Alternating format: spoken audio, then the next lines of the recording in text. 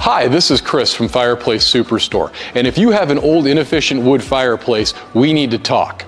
Heat & Glow has some great retrofit inserts to convert that old drafty wood burner into a high-efficient gas fireplace. A Heat & Glow gas insert will give you high efficiency, it will give you ease of operations, and it will give you enough warmth to take the edge off a cold winter's night.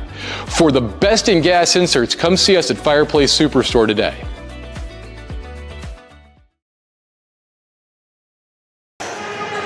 High school girls basketball is on the air from the north side of Ankeny. It's Centennial and Ankeny, the Jaguars and the Hawks, on this Tuesday night in January from the Ankeny Centennial High School Gymnasium. Paul Yeager alongside John Schaefer tonight, and this game, John, is second time these two teams have played this season. It went the Jaguars' way the first time. The Jaguars are 6-3. The Hawks, though, it's been a little more of a struggle. They have not been able to win since the 3rd of December. What a better way it would be to start the new year with a win against your rival. Yeah, absolutely. It's odd that these two have already played once this season, obviously coming off the holiday break. That kind of makes that stretch look a little bit worse than it probably actually is, but still, they've lost 5 straight. An Ankeny team that needs to get back to the win column. Meanwhile, Centennial coming off a loss of their own in a tightly contested battle against Johnston. At least I consider that tightly contested. By 12, back on the 3rd. I think most teams, if they can stay within 20, consider it tightly against Johnston right now. But John, let's go back to the Hawks for a minute. This is a team that Christmas break, you talk about that extension. When you've lost those games, it makes Christmas maybe not as fun. I talked to Coach Toby right before the break. I said, you going to do anything different? He said, no, but you know as an athlete, it's hard. Yeah, and a team that doesn't have a ton of depth, it's not like you can turn to somebody and say, go ignite or spark our lineup in a way. Right now, you just kind of got to grit your teeth and bear with it and try and fight through it a little bit. You're looking for small victories at this time, and obviously, Jayla Williams leads this team in points this season, averaging 13 a game, just a junior in this lineup. That's Ainsley Keene right there. Perfect. Jayla just walked out of the screen as you were mentioning her, John. It is going to have to be Jayla Williams for the Hawks. For the Jaguars, it's pretty easy to pick. It's Jaden Pratt and Maya Crawford. Those are two of their leading stars. Last year, no seniors on this year. This year, they're the seniors having to run the show. Yeah, kind of polar opposites of what the boys kind of dealt with. We'll get to that a little bit later. But yes, senior laden as this Centennial team is, but also they have some size in their lineup too. Battling in the paint is always big between these two teams, but the inside-out game has to work right for Centennial. And there's Tilly Smith. We'll see her in the starting lineup as well, which we will talk about when we return. This is high school basketball from Ankeny Centennial tonight.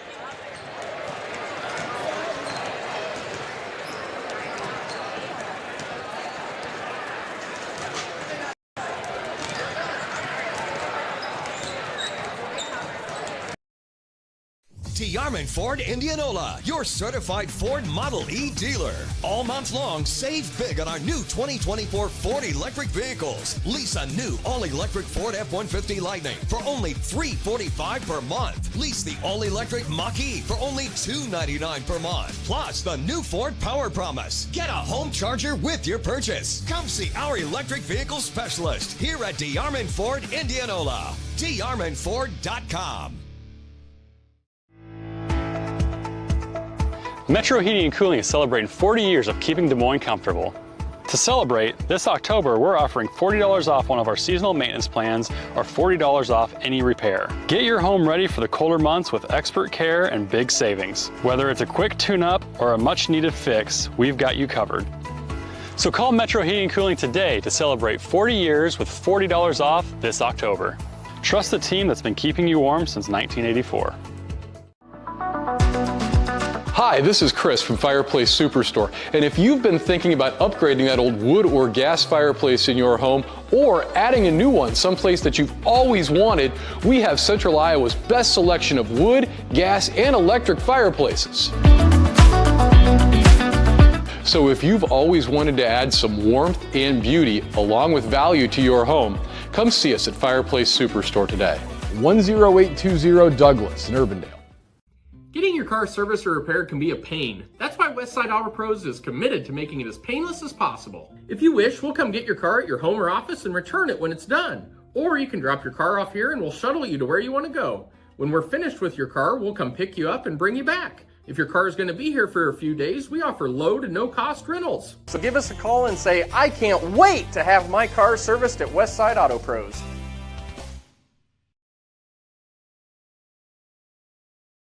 You want to get stronger, faster, healthier. You want more. You want to be part of something bigger than yourself. A place for people of all ages, all walks of life, that provides opportunities for all to succeed. We do that. We're the why. Build more than muscle. Build a stronger community. Western lets your UTV power through the storm. The Impact V-Plow and Impact Straight Blade, with the features the pros demand. Custom tailored for your UTV. And to keep your work top-notch, rely on the Tornado UTV Hopper Spreader. Now that's a job well done. Western, more jobs done faster. Visit Truck Equipment Inc. today at truckequipmentinc.com. Ankeny at Centennial, as we're just seconds away from introductions of our officials and players in this CIML matchup. The Hawks are 4-6, the Jaguars are 6-3. Let's go down to Kate Tomlinson for tonight's introductions. Home of Jaguar basketball. Our visitors for tonight's crosstown matchup are the Ankeny Hawkettes. And your Centennial Jaguars. It's time to meet the starting lineups.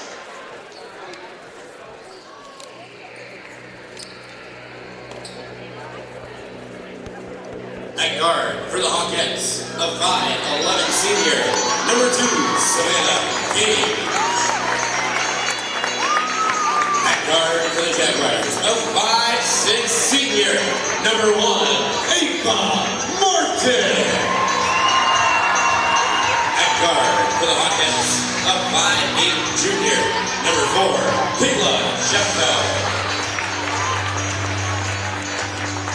At guard, a 5'10" senior for the Jaguars, number 3, Finley Blackmore. At guard for the Hawkettes, a 5'10" junior, number 22, Jayla Williams. At guard for the Jaguars, a 5'10" senior, number 4, Jaden Pratt. At guard for the Hawkettes, a 5'10" junior, number 23, Ainsley Key. At guard for the Jaguars, a 5'8" senior, number 5, Maya Crawford. Forward for the Hawkettes, a 5'10" junior, number 31, Reagan Baldwin. And at guard for the Jaguars, a 5'5" senior, number 23, Tilly Smith. Officials for tonight's matchup are Joe Townsell, Chris Lynch, and Tyler Brady. We'll take a break, tip-off, and keys next.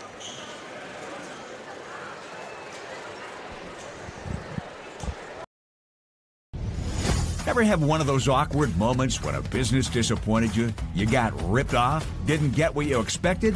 The Better Business Bureau can help you avoid these uncomfortable situations. BBB accredited businesses are honest, ethical, and reviewed annually by the BBB. Don't experience another awkward moment with a bad business. Trust the ones that operate with integrity. Look for the BBB seal. It's the sign of a better business. And find a better business anytime at bbb.org.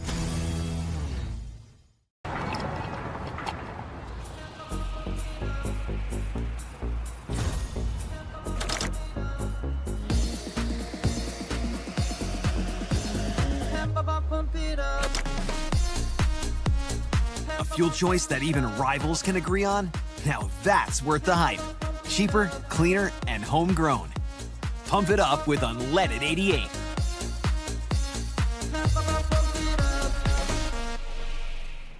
free Godfather's Pizza. Begins with the download. Order through my new online ordering app and start earning free pizza and sides. It's easy. Download the Godfather's Pizza online ordering app today. Do it. Over 1,300 vehicles on WauKeeChevy.com. Schottenkirk Chevy Waukee. If we don't have it, you can build it. Newly expanded service department means we're hiring. See the openings on WauKeeChevy.com. Schottenkirk Chevy Waukee. WauKeeChevy.com. Thank you for tuning into today's broadcast. Don't forget to like and subscribe to the channel so you don't miss any of our live events. You can also follow us on X, Facebook, and Instagram in the description below for more coverage of Central Iowa high school sports and the Des Moines Menace. Now, back to the game.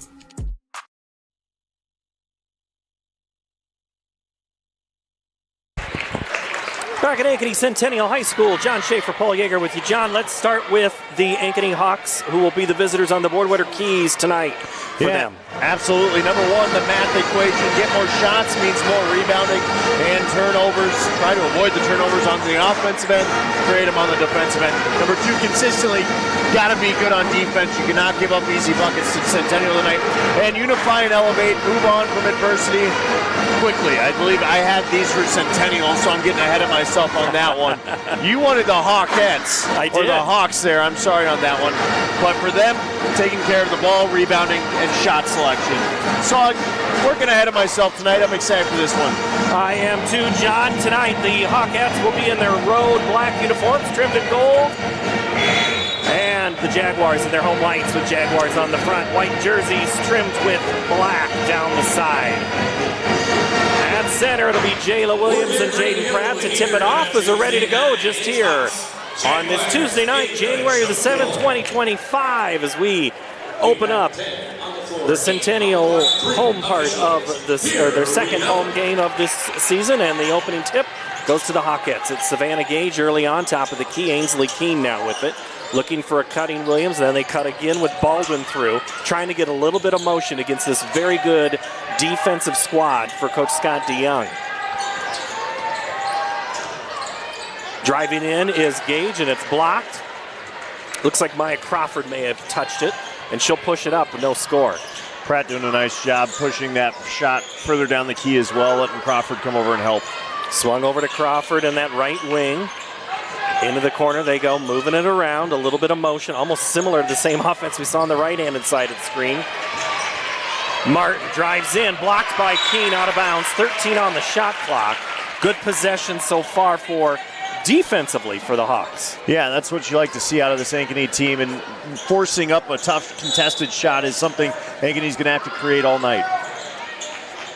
Inside they go Crawford. Now she's at the pass it to Pratt, who does a nice move on Gage, gets a pass. Both defenders and scores. Nice move by Pratt, using the baseline as her friend, kissing it off the window for an easy layup and to get us started. Took a minute to get a score, but it goes the Jaguars' way. Keene with it. Holds it up now, Baldwin. Still waiting on her dribble. Hawks have had one shot so far on that first possession. Gage looks to take another one. She's stuck in the middle, looks for a cutting Keene. It goes off of Ainsley, out of bounds. It'll go back to Centennial.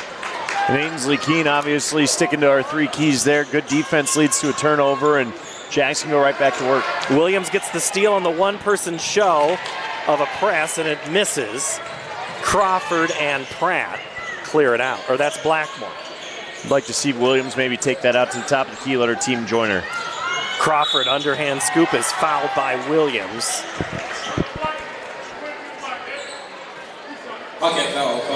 Jayla's first, team's first. And that'll send to the line Maya Crawford, who's headed to Drake. Crawford doing a nice job attacking the paint there and putting her defender in a tough spot.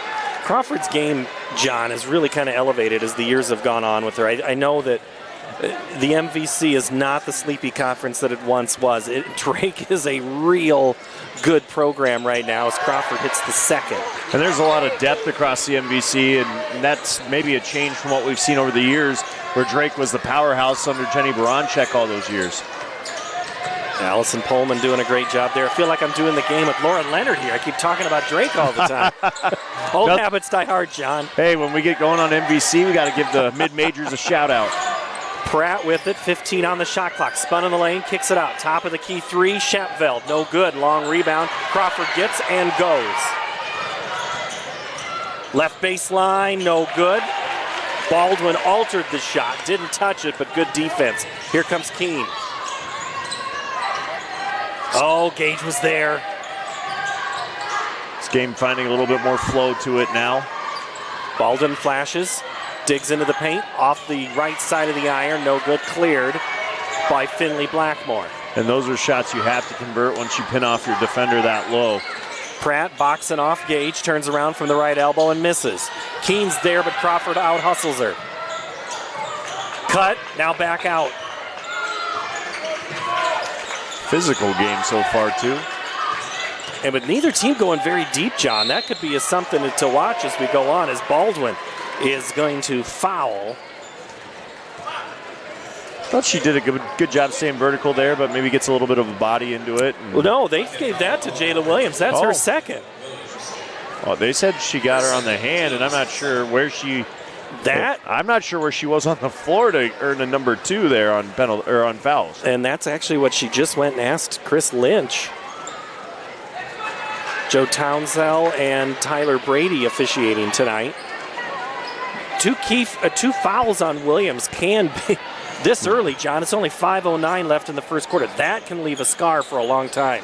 Fortunately, doesn't hurt her on the scoreboard, but definitely hurts the depth for Ankeny. Gage with it. Up ahead, kicks it back out to Keene. 3-0 Jaguars. 3 minutes gone by. Williams drives in, not afraid. A little strong. If you were Nate Tobey, you were holding your breath right there. That wasn't going to be a charge. Well, unfortunately, I think that might have been maybe one of those makeup whistles that are hard to come by at times, but that was a very, very nice drive by Williams to get into the lane and try and create an opportunity herself as she gets the first point of the game for Ankeny there with that free throw. Williams hits the first. But definitely have to keep in mind, she's got to be smart on the defensive end and the offensive end, to your point, with the charges. Absolutely. And it wasn't that she was out of control. It's Williams. Just nerves more than anything. Yep. And Jayla knows. I mean, she knows the situation. She's a big-time player. We got a lot of big-time players on the court.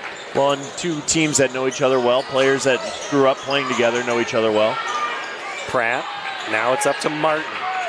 Blackmore backs in on Mosier, who entered the game at the last horn.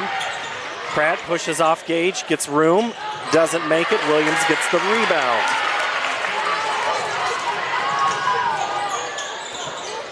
Tilly Smith knocks it away. Keene can't quite handle it, and as Gage couldn't get it, Pratt did. It's still loose.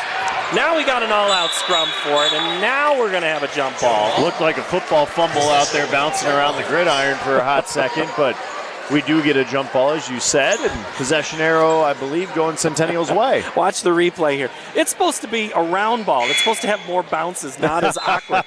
The football bounce, yes. I mean, it looked more like a football there, John. It certainly did, but good hustle from both teams. Centennial will retain possession. That arrow will switch sides on the inbounds. So we get a couple of subs here for Centennial as well. But again, this scoring kind of hard to come by here in the first 4 minutes or first handful of minutes of this game. And 2 quick fouls have kind of quieted things down a little bit too.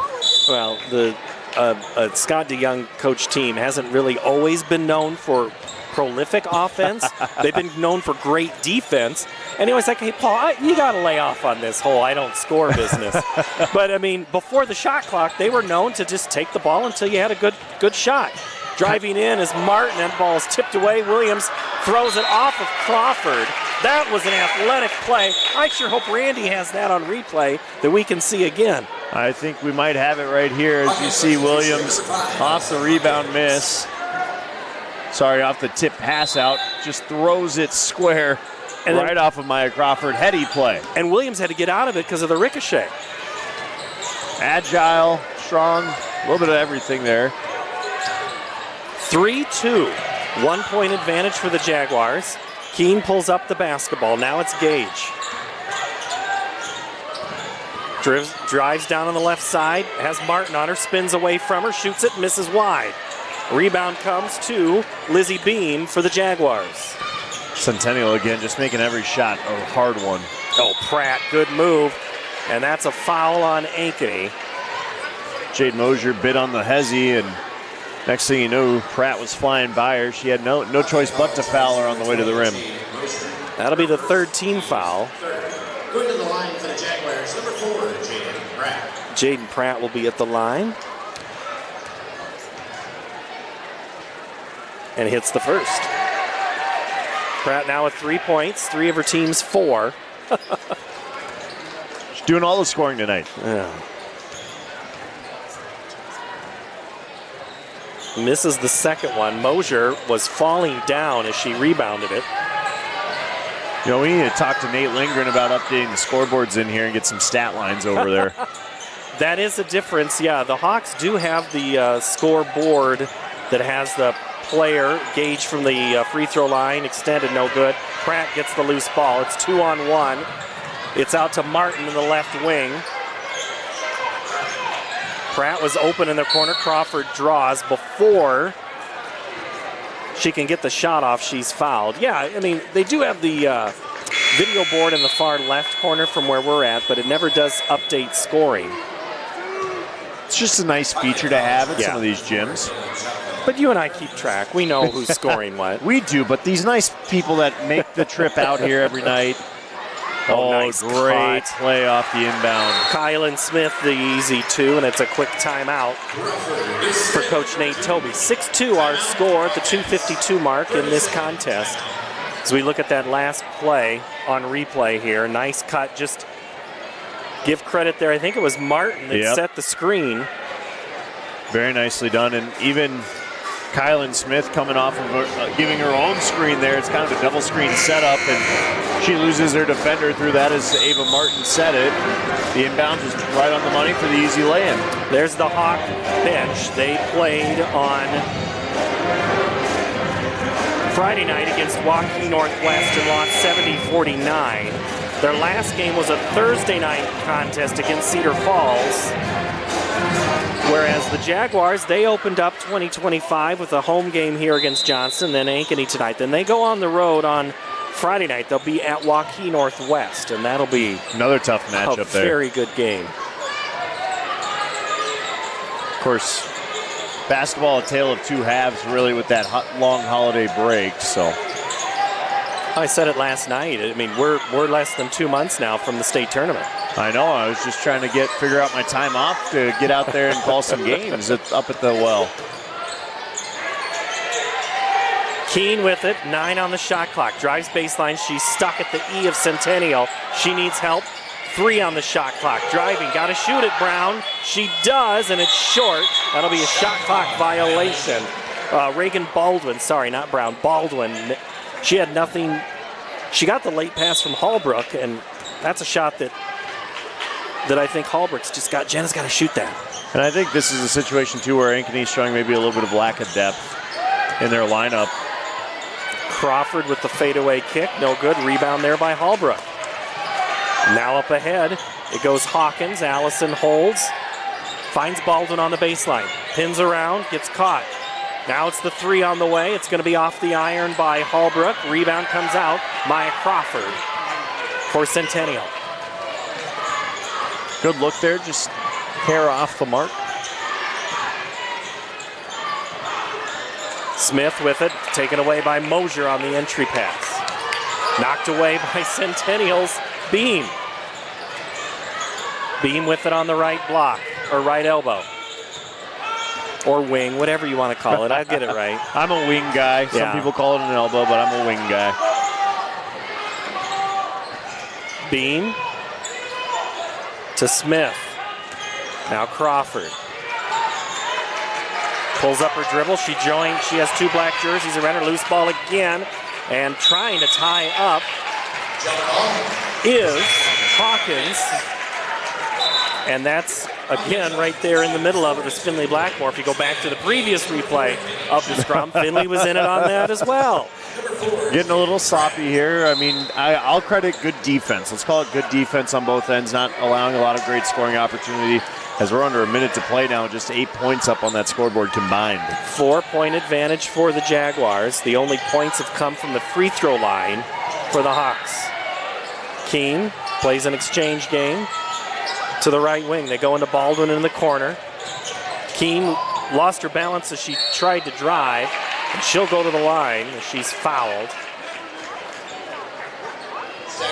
It's a good job, again, attacking. You know, you're not hitting from the perimeter, so sometimes when you're struggling from the outside, you got to drive it into the lane and try and create your own opportunities. So they called that foul on Kylan Smith, and Keene hits that first to cut the lead to 3.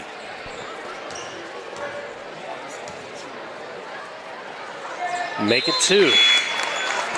Well, 100% from the stripe for Ankeny has them within a field goal here.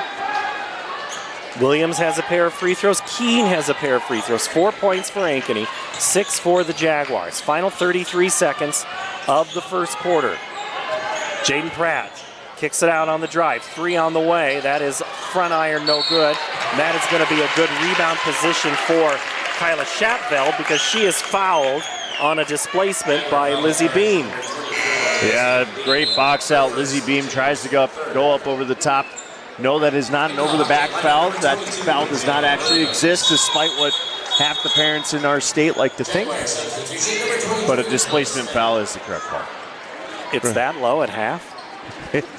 I mean, it might be 80%, I should say, but there is I like to give a benefit of the doubt here. There you go. Jayla Williams with 22 seconds has the basketball, and it's quickly thrown around to the top side with Keene. If the Hawks can hit a bucket, they would be overjoyed with a tie game to end the first quarter. Williams drives in on the right block, throws it up, front goes in! Oh, I didn't think that was gonna go. Jayla Williams hits the bucket at the buzzer. We're tied at 6 after 1 on CISN. The Chevy Red Tag event is going on now here at DeArmond Chevy GMC in Knoxville, Iowa. New Silverado 1500 Crew Cab with 1.9% for 60 months, plus up to $87.50 off MSRP. New Chevy and GMC HDs with 5.9% for 84 months. Get a new 2025 Trailblazer starting at $339 per month. And new Chevy and GMC electric vehicles with special rates. All at DeArmond Chevy GMC in Knoxville, Iowa. Metro Heating and Cooling is celebrating 40 years of keeping Des Moines comfortable. To celebrate, this October we're offering $40 off one of our seasonal maintenance plans or $40 off any repair. Get your home ready for the colder months with expert care and big savings. Whether it's a quick tune-up or a much-needed fix, we've got you covered. So call Metro Heating and Cooling today to celebrate 40 years with $40 off this October. Trust the team that's been keeping you warm since 1984. 1 quarter in, Ankeny 6, Centennial 6, and how we got to a tie ball game was a pretty fun play right here in the final seconds, John. Yeah, nice job by Jayla Williams attacking once again. Kind of puts it up, gets the friendly away court roll. Centennial saying, where's our home court bounce? How about friendly town bounce? There you go. Ankeny is a friendly town after all. Pratt in the base, in the paint, turnaround, drop step, score. Felt like she might have hooked her way around, but nonetheless, a nice move by Jaden Pratt. Or maybe had been in there for a little while. I was kind of. Here's another look at it. I think she gets that left arm hooked around. Watch, kind of extends it. Some next level they'll call that typically, but that's a nice job, and she does convert the three-point play. Hawkins whistled for the foul. Pratt now with 6 of her team's 9 points. Go back to the well.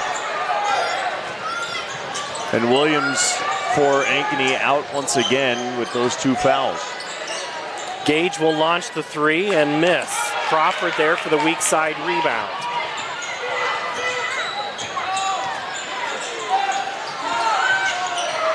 Blackmore Oh, Tilly Smith was open on that cut. They're going to see that one on film. Crawford comes to the rescue. Poked away by Shatfeld. 3 from Tilly Smith, misses the mark. It goes off of Jaden Pratt and her leg. It'll go back to Ankeny.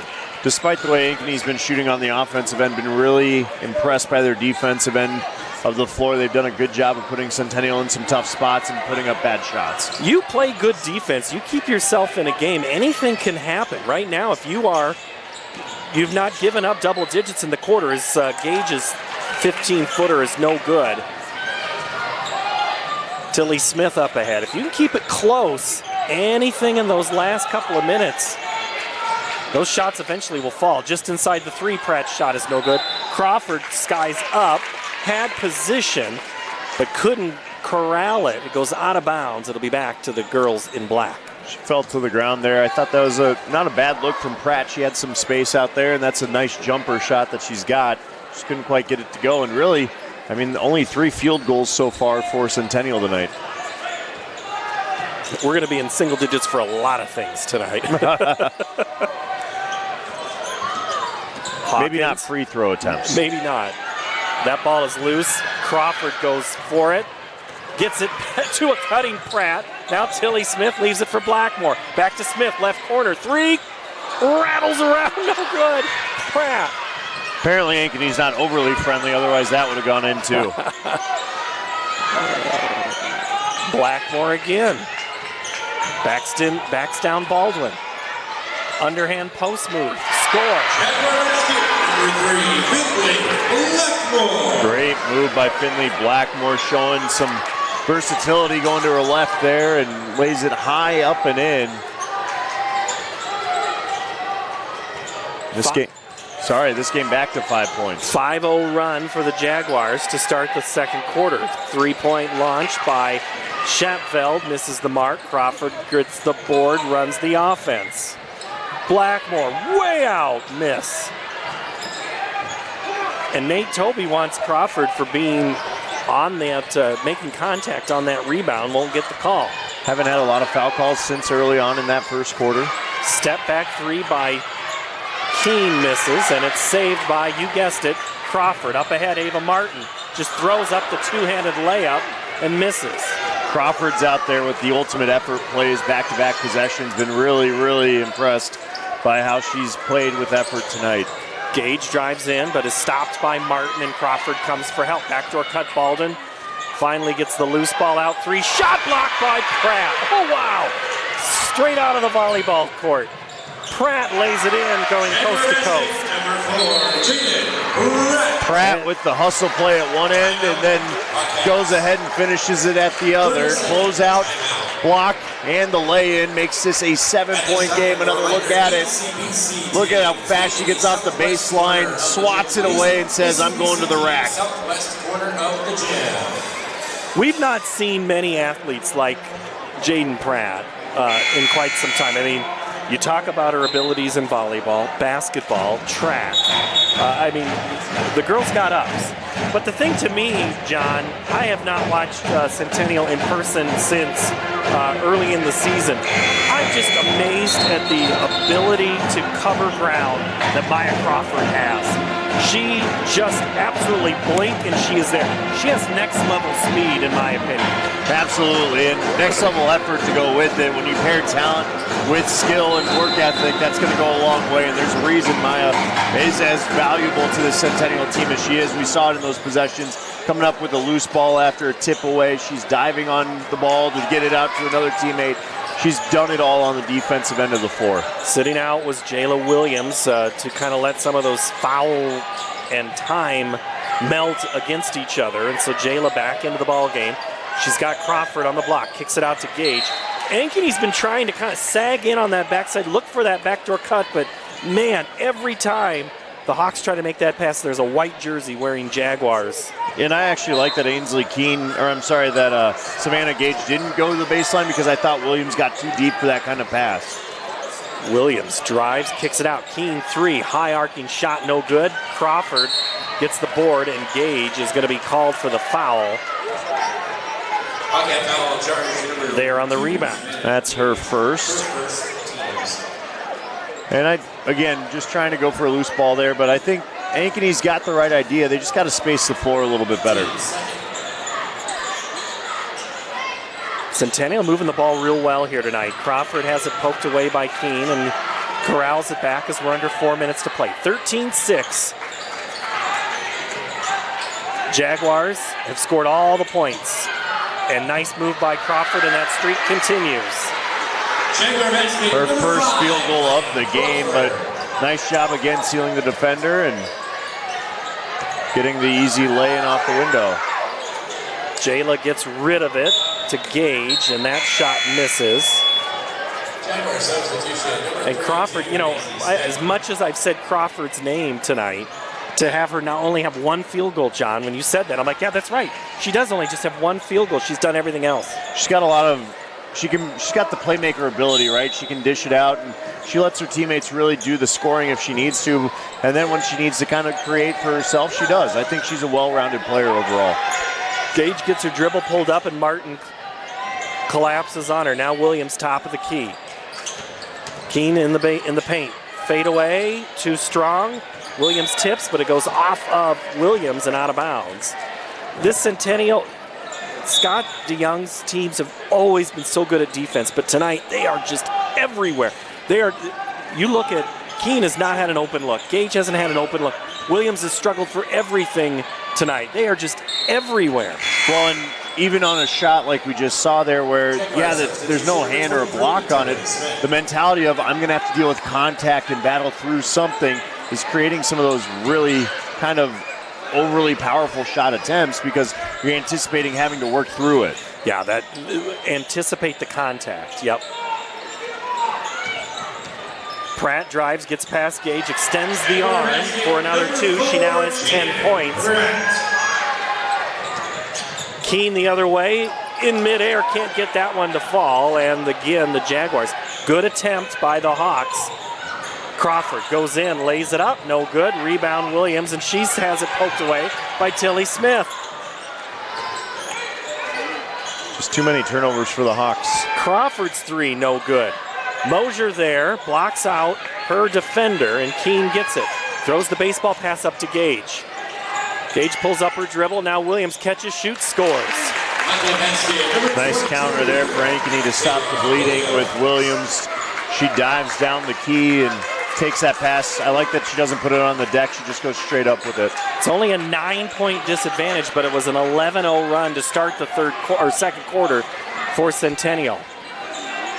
First bucket of the quarter for the Hawks comes at just over 2 minutes. Smith makes the move. Runner won't go. Tipped around. Jaguars get the rebound. Smith will shoot it again. That's off the mark. Mosier grabs the loose ball, and it's up to Gage.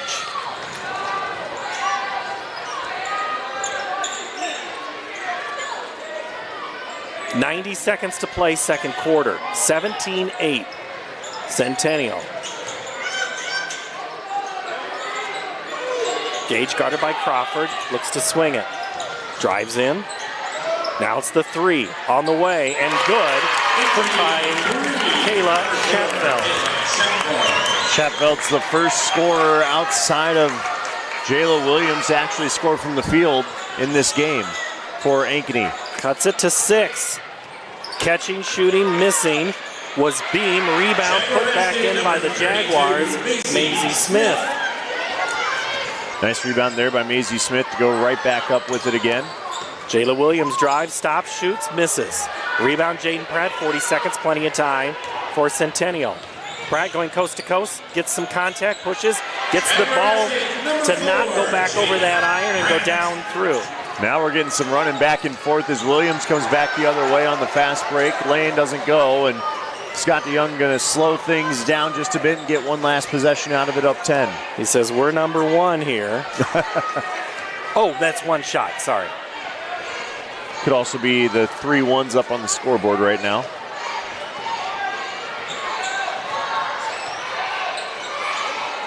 Seven seconds. Pratt has it knocked away. Williams. Gage, 2 seconds. 1, she's got to let it go at the buzzer. layup won't fall. Gage misses it. We played 2 quarters. Centennial in the lead, 21-11. Good second quarter as we were only at 6-6 in the first. Whole lot of scoring there, John, in the second.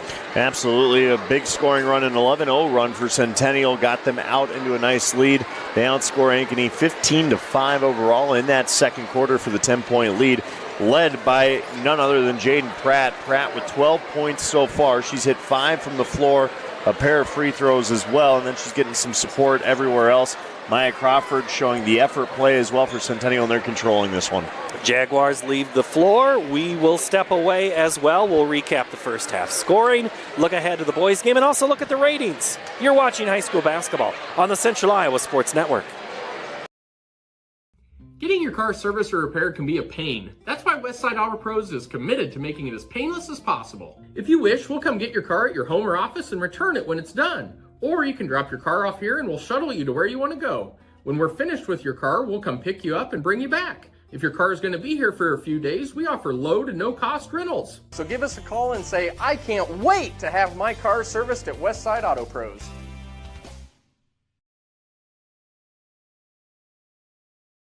You want to get stronger, faster, healthier. You want more. You want to be part of something bigger than yourself. A place for people of all ages, all walks of life, that provides opportunities for all to succeed. We do that. We're the why. Build more than muscle. Build a stronger community.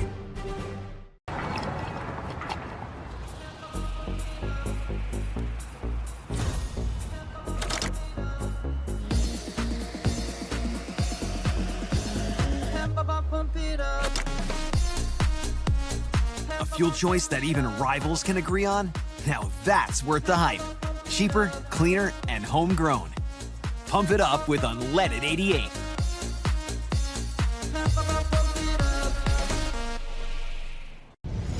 Ever have one of those awkward moments when a business disappointed you? You got ripped off? Didn't get what you expected? The Better Business Bureau can help you avoid these uncomfortable situations. BBB accredited businesses are honest, ethical, and reviewed annually by the BBB. Don't experience another awkward moment with a bad business. Trust the ones that operate with integrity. Look for the BBB seal. It's the sign of a better business. And find a better business anytime at bbb.org. Free Godfather's Pizza begins with the download. Order through my new online ordering app and start earning free pizza and sides. It's easy. Download the Godfather's Pizza online ordering app today. Do it. Over 1,300 vehicles on WaukeeChevy.com. Schottenkirk Chevy Waukee. If we don't have it, you can build it. Newly expanded service department means we're hiring. See the openings on WaukeeChevy.com. Schottenkirk Chevy Waukee. WaukeeChevy.com. Halftime here on the north side of Ankeny. It's the Jaguars of Centennial 21, Ankeny Hawks 11. I'm Paul Yeager. He's John Schaefer. Glad to have you here. John, pretty easy for stats here. Jaden Pratt, 12 points. And we're done. 3 for Crawford, 2 for Blackmore, 2 for Maisie Smith. For Ankeny, it's been Jada Williams. She's been saddled with 2 fouls, but she has 6 points. Shapveld 3. Gage is yet to score. So has Keene does have 2 free throws. So, John, when you hear those stats, it doesn't take us long to run through them. What stands out to you? Well, you got to find a way to stop Jaden Pratt ASAP, but even if you do, she's going to find some help elsewhere. I think, if anything, Ankeny's just got to get better quality possessions out of their offense. That's been really tough sledding in that first half, obviously. You could hear Coach Toby in that last 2 possessions there yelling at his team to move. Sometimes just getting static on offense can be really easy to do when you're facing a defense that's just as daunting as the Centennial team has been. Got to keep moving, got to keep trying to wear them down and finding those lanes. We need to keep moving in our halftime show, Randy. Let's take a look at the rankings and the girls, as we'll have a new ranking come out on Thursday, but there'll be very little change. Johnston still up at top, and Dowling, Waukee Northwest, and Centennial 1 through 4. Prairie, I don't think those who know basketball and Iowa basketball are not surprised with Prairie at 5. I know I'm not. I to be honest, I haven't paid much attention to the schools out east, but I do know Cedar Rapids Prairie likes to put together some quality teams year in and year out. They've got some studs out there too, and then Pleasant Valley in the mix with Davenport North. We know Davenport North is a troublesome team for anybody that's going to face them as well, but I've seen Johnston play this year, and I don't know how you slow down that roster. 6 of the 7 top teams in 5A all played at Johnston on the Saturday, the 20th of December before Christmas. Prairie played.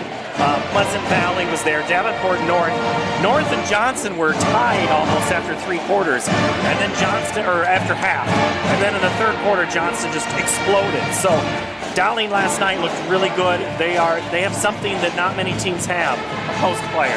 And you need that against the Johnston team that has size and shooting on the perimeter, because if you're going to match up with their inside-out game, you've got to do it yourself. But we've seen it over the years, right? Those teams that make a deep run into state typically have a post player that's tough to battle against. It also depends on how refs are calling the game. We've seen it here tonight with someone like Jayla Williams, who's had 2 early foul calls and really hasn't been able to be present for half of that half because of it. So it depends on how refs want to call the game, but you got a strong presence in the post that can stay out of foul trouble. You're going to go a long way in March. Real quick, let's look ahead to the boys' game tonight. Jaguars are 1-6, Hawks 3-4. Ankeny, nice win against Linmar on Saturday to start their year. Jaguars lost to Johnston 52-37, but you look at the team that the Jaguars have faced. I mean, it's been Northwest, Dowling, Valley, Johnston. I mean, not an easy schedule for Coach Fontana. Especially when you turn over the number of seniors that you do. This Jaguars team, what was it, some insane number, like 13 seniors between the 2 teams, or just one of them, I think. So with that, you're gonna have some growing pains, right? And unfortunately, you can't reload every year, and this is one of those years where Centennial's looking for experience to be kind of that win column aspect of the season. Jaguars, they're going to need a big game out of Evan Abbott. He averages 13 points a game, 9 out of Cabrin Klingler. So we'll see how that goes. And then for the Hawks, it's Rio Aguirre is how they go. And I mean, well, we'll just kind of see who shows up tonight, right? I mean, in these rivalry games too, I think that's the other aspect. It is about kind of creating, and this rivalry has been heated at times, and I don't expect it to be any different. Throw the records out the window. You're motivated to win tonight in front of your hometown. And that was in my bottom left square of bingo. Check. 21-11 our halftime score, quarter 3 when we return. Western lets your UTV power through the storm. The Impact V Plow and Impact Straight Blade, with the features the pros demand. Custom tailored for your UTV. And to keep your work top-notch, rely on the Tornado UTV Hopper Spreader. Now that's a job well done. Western, more jobs done faster. Visit Truck Equipment Inc. today at truckequipmentinc.com. Save big this month on all new Chrysler, Dodge, Jeep, and Rams at DeYarmouth CDJR Ames. New Jeep Wagoneers with up to $13,000 off MSRP. Or get up to $16,000 off MSRP if you currently own a Ford. Brand new 2024 Ram 2500 Crew Cab 4x4 starting at only $42,990. And over 20% off on new Ram 1500 Crew Cab 4x4s. That's right, over 20% off. Save big here at the all-new DeYarmouth CDJR Ames. Metro Heating and Cooling is celebrating 40 years of keeping Des Moines comfortable. To celebrate, this October we're offering $40 off one of our seasonal maintenance plans or $40 off any repair. Get your home ready for the colder months with expert care and big savings. Whether it's a quick tune-up or a much-needed fix, we've got you covered. So call Metro Heating and Cooling today to celebrate 40 years with $40 off this October. Trust the team that's been keeping you warm since 1984. Hi, this is Chris from Fireplace Superstore, and if you've been thinking about upgrading that old wood or gas fireplace in your home, or adding a new one someplace that you've always wanted, we have Central Iowa's best selection of wood, gas, and electric fireplaces. So if you've always wanted to add some warmth and beauty along with value to your home, come see us at Fireplace Superstore today. 10820 Douglas in Urbandale. Getting your car serviced or repaired can be a pain. That's why Westside Auto Pros is committed to making it as painless as possible. If you wish, we'll come get your car at your home or office and return it when it's done. Or you can drop your car off here and we'll shuttle you to where you want to go. When we're finished with your car, we'll come pick you up and bring you back. If your car is going to be here for a few days, we offer low to no cost rentals. So give us a call and say, I can't wait to have my car serviced at Westside Auto Pros.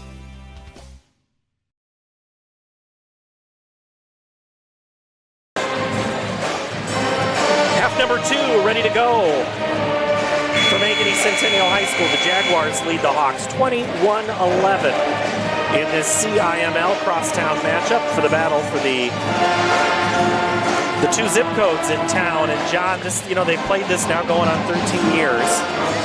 And the Hawks have only won twice in the girls' matchups. What are they going to have to do to get that 3rd win in the series? See if Jaden Pratt can get the stomach flu? Yeah. I think that's about it. Well, and you talk about possessions. So right now, if you can you're close. You're within 10. Yeah. You get a couple of stops, you're back within 6. You got to be efficient right now. I think that's the big thing. You can't turn the ball over. You've got to go probably 3 for 3 in your next 3 possessions and get 1 stop in there and try and make this a single-digit lead. Coach Toby told us, he says, we've got to take care of the ball. So far they have. It's just they've been having a hard time defending Pratt. Williams, Baldwin, who shoots the 3 to start the quarter. Williams crashes the board, just comes out of nowhere, goes back around and misses hard. I think she was expecting contact, didn't get it. Missed the shot, rebound Jaguars. Yeah, that's something we talked about in the second quarter, just expecting contact, so you push a little bit firmer, a little bit harder on your shot. Pratt in the middle, kicks it back out. Tilly Smith, 3, no. Williams falling down, still gets it. She tripped on Keene. What a difference Williams in this lineup does make for Ankeny. Keene drives. Schatveld, who does get the start, along with Gage, Williams, Keene, and Baldwin. Gage still looking for her first 2 points of the game. Savannah drives, backs down on Martin, pulls up her dribble, needs to get rid of it. Who is in the middle of it? But Maya Crawford, 3 on the way and good for Jayla Williams. And I think that's our first 3 of this game, actually, and that one's stretching the twine from way out there.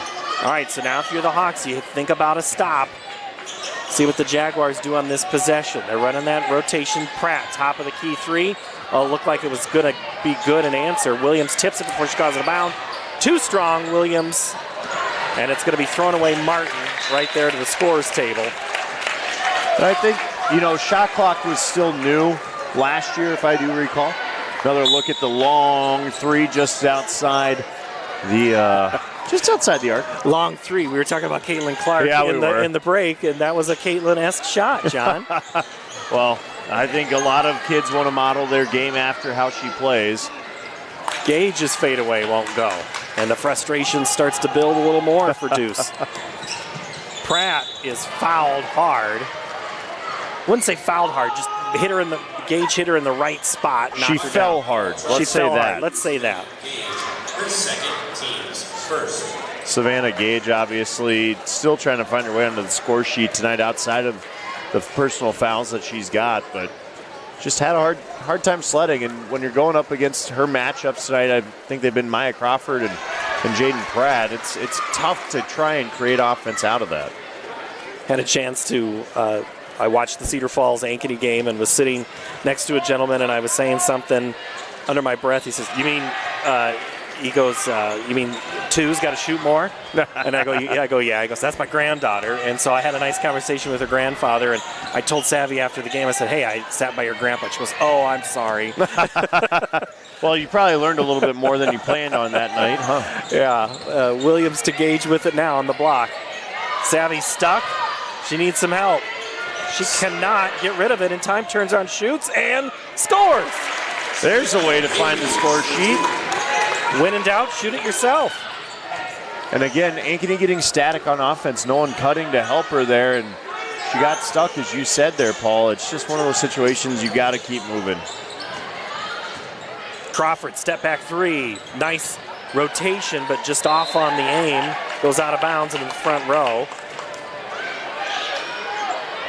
It's a 7-point game right here. A 2 cuts it to 5, and I think Ankeny would like to be in that spot. Obviously, they'd like to be in that spot, but would be happy to be in that spot. Williams drives, shoots, scores. Right on cue. Williams now with 11 of her team's 18 points, pulls it closest they've been since the early on in the third quarter, or second quarter here in the third.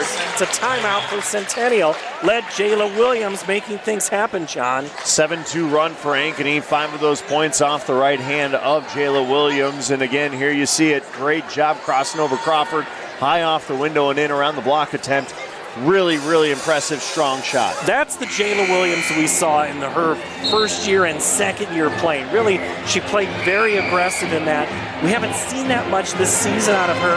I don't know if that's an alteration or just what the defense has given her tonight. And I think that's something you have to see more out of long term, but I think the other thing too is you might get a little bit angry when you're down big to your crosstown rivals a little bit. Tired of watching Crawford and Pratt kind of have their way on you. So I think she's like, you know what, it's time to change the momentum up a little bit. Let's get this to a 5-point game. 7-2 run for the Hawks. The Jaguars will inbound the ball in front of their own bench. 5:03 to play third quarter. Centennial 23, Ankeny 18. Here from the north side gym in Ankeny. Ava Martin, top of the key. Now it's Maya Crawford.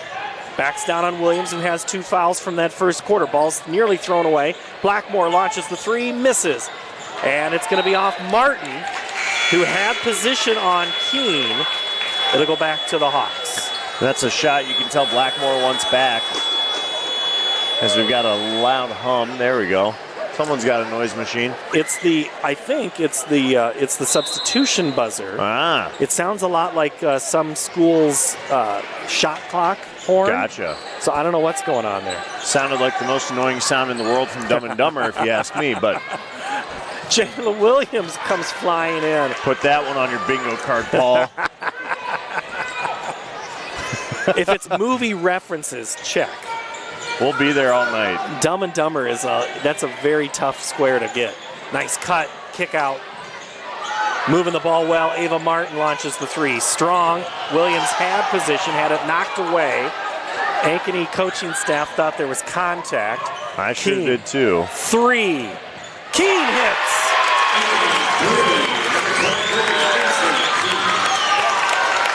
Ankeny within 2.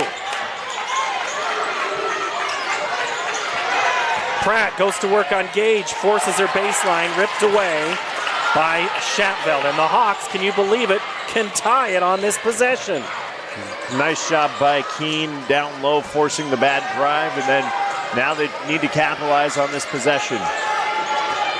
Gage one-on-one with Martin, drives in, here comes help from Pratt. It doesn't matter, Gage hits it, ties it. Savannah Gage has found her stride here in the second half of play, both on defense and offense, and we almost get another steal there from Keene. Crawford with it, drives in, nobody sags on her, and she, misses the layup. Ball is rattling around, and Williams steals it and goes right on past Blackmore. Williams gives Ankeny the first lead of the ball game at 3:03 to go. And if I'm Scott DeYoung here, I'm taking a timeout as soon as you get it into the front court because you're bleeding at this point. And he does do that. 2:52.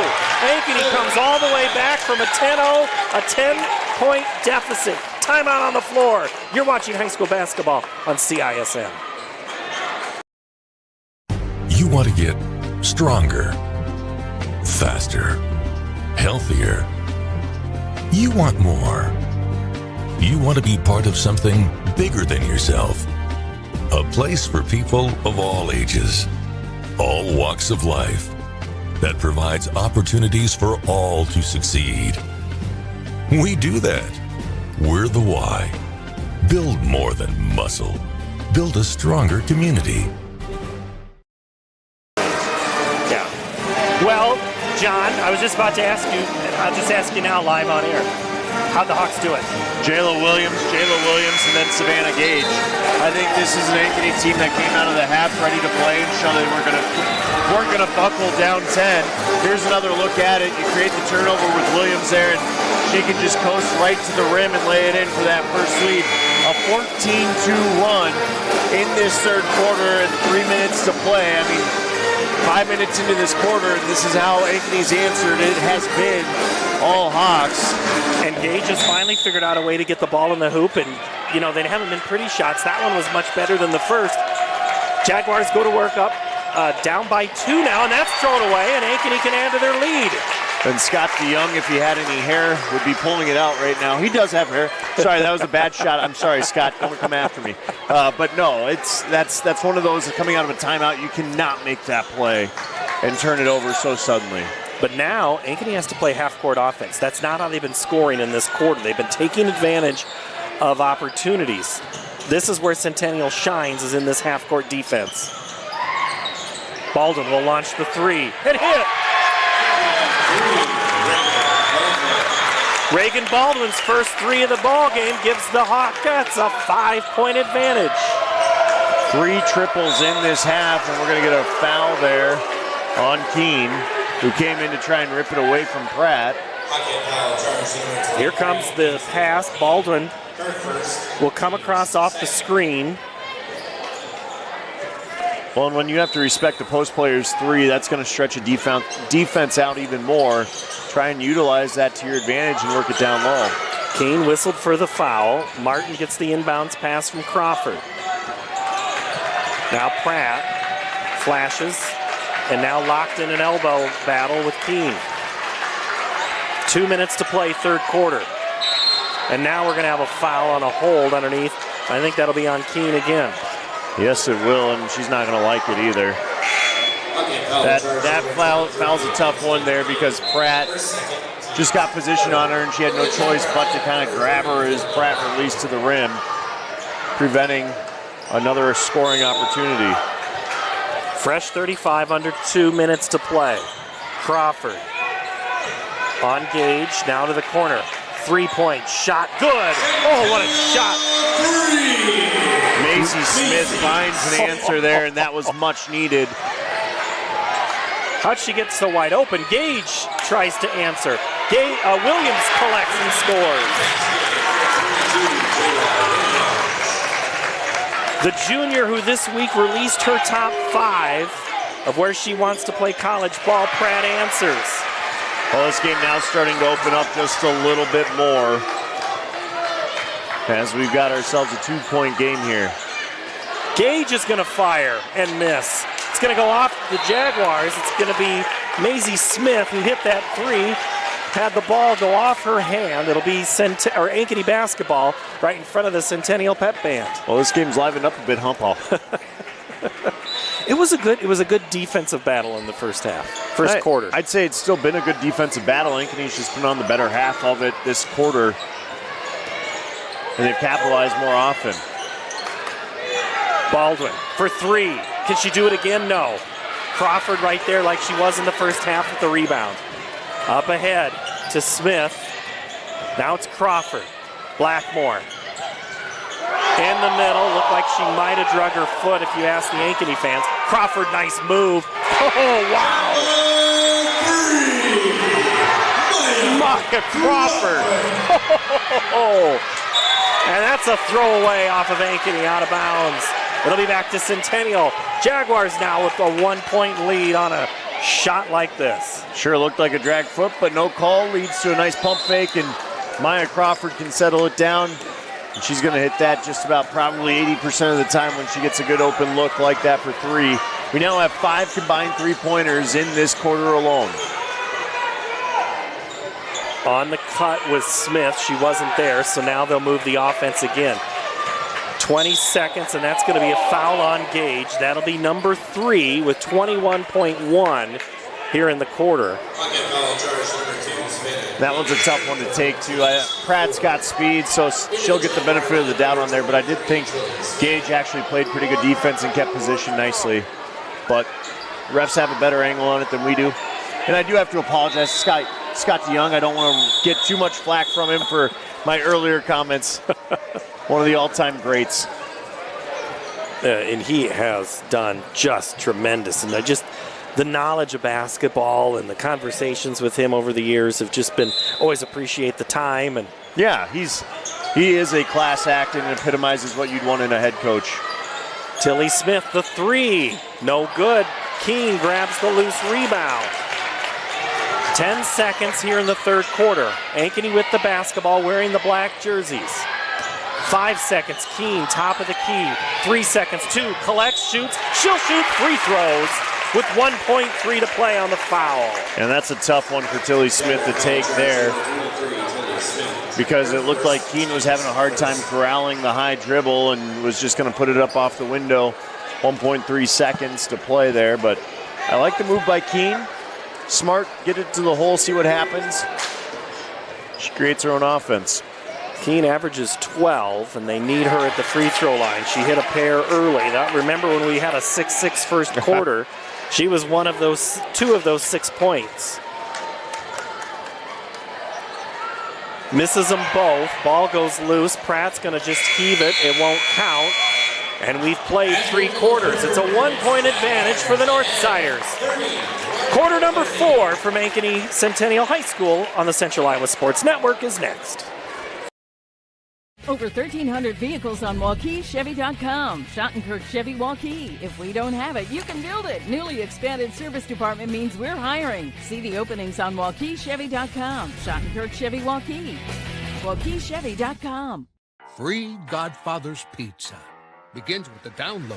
Order through my new online ordering app and start earning free pizza and sides. It's easy. Download the Godfather's Pizza online ordering app today. Do it. Western lets your UTV power through the storm. The Impact V Plow and Impact Straight Blade, with the features the pros demand. Custom tailored for your UTV. And to keep your work top-notch, rely on the Tornado UTV Hopper Spreader. Now that's a job well done. Western, more jobs done faster.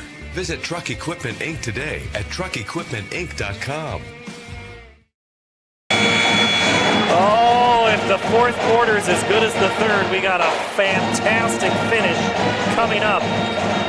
Ankeny wins the quarter 19-10, but as John Schaefer said in the break, you have a 19-10 quarter and you're still down 1. Yeah, not every day you see that, is it? But I think that just kind of speaks to the job Centennial's done to really get out and get a lead in this game. And it's paying off, because you will have down quarters like we've seen. I wouldn't say Centennial was necessarily down. Ankeny was just playing their best basketball. Again, Jayla Williams in this lineup is such a game changer for the Hawks, and we've seen it pay off. And somehow the Hawks, they get the steal, and then they almost throw it away. They got to get some spacing back on the floor. Keene just calms things down. Williams cuts. And now we're seeing Pratt on Gage and Crawford. So that means Williams is being guarded by Beam in this to start this quarter. Baldwin's left wide open, top of the key, misses. And who gets the rebound but Jaden Pratt? She's going to have a double-double, John, if she's not careful. I like the shot by Baldwin, but you're right. I do think you got to start looking into Williams, though. If that's a mismatch, I mean, again, that's a tough task for Lizzie Beam to handle a player like Jayla Williams. We'll see if they try and take advantage of that. Ball is kicked. Shot clock does not reset. 26 seconds to go. Tilly Smith in on the shot clock, that is. Pratt drives on Gage, gets it out. Williams just jumps up and takes it away from Crawford. Williams drives, cuts through the defense, lays it up with the left hand and scores. Woo, buddy. Randy, make a note of that one. That's a fantastic play. Randy with some oohs and ahs. I could hear it in my headset over here. So Randy, our director back there, controls our play-by-play, or controls our ability on replay. Pratt out to Crawford, tipped away. And John, you said it a couple of times, but let's look at the offensive possessions for Centennial here in the second half. Have they been quality? I think they've been tougher. Let's put it that way. I think they've had a harder time working their way down the lane to the rim in this half versus what we saw in the first half. You're seeing a lot more baseline drives, and because of that, Ankeny is able to pin someone like Pratt against that baseline and force a bad pass or a bad shot. Gage now to Keene, drives in, guarded by Tilly Smith. 3 on the way is high and short. from Shapfeld. Then we have a whistle, and it's going to be Keene. And I think call it both ways is now on the bingo card as well. Here's another look at the Williams steal, and she splits 3 defenders and finishes with the left. And back to the Ainsley Keene foul really quick. I thought she could have gotten called for a lane violation, to be honest. She was down there for well over 5. I didn't see a step out. So I think you'd take the lane violation over a foul there, but still. It's 3 fouls now for Keene. 1 team foul here in the fourth quarter. Jaguars down by 1. Nice back down shot from Centennial's Finley Blackmore. She now has 4, and it's back to a 1-point advantage for the Jaguars. Gage gets Pratt hung up in the air. Baldwin thought about the 3. Williams is yet to touch the basketball in this possession. Gage has the screen for the moment. She'll shoot it and miss. Crawford skies for the board and gets it. It's not a bad shot there. They go ISO, and you either want to see her really drive that or do what she did there and put up a good 3. Crawford left, gets Williams in the air, collects. And we're going to have Beam is going to be fouled by Shapfeld. It's a bit of a soft. Again, absolute respect to our officials. I get the hand is there on the hip with the left, but it's still a bit of a soft call in my opinion compared to some of the things we've seen at both ends of the floor not called. Into Pratt. 5 minutes to play. Crawford has it poked away. Williams recovers on defense, then Martin is pinned.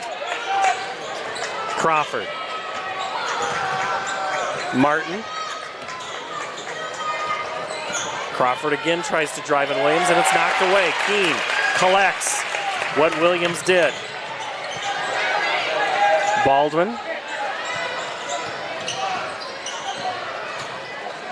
Now Savannah Gage. 4:30 to play. Very little movement. We're going to have a travel called on Keene. I think she picked up her left foot there. That was deemed her pivot foot. And she's had a rough go with the stripes this quarter, I'd say. It's one of those where I think if you're Coach Toby, you're having a quick conversation saying, what do we need to do? They'll take the 30 and make it a full. 4:26 to play. Jaguars by 1 here on the Central Iowa Sports Network.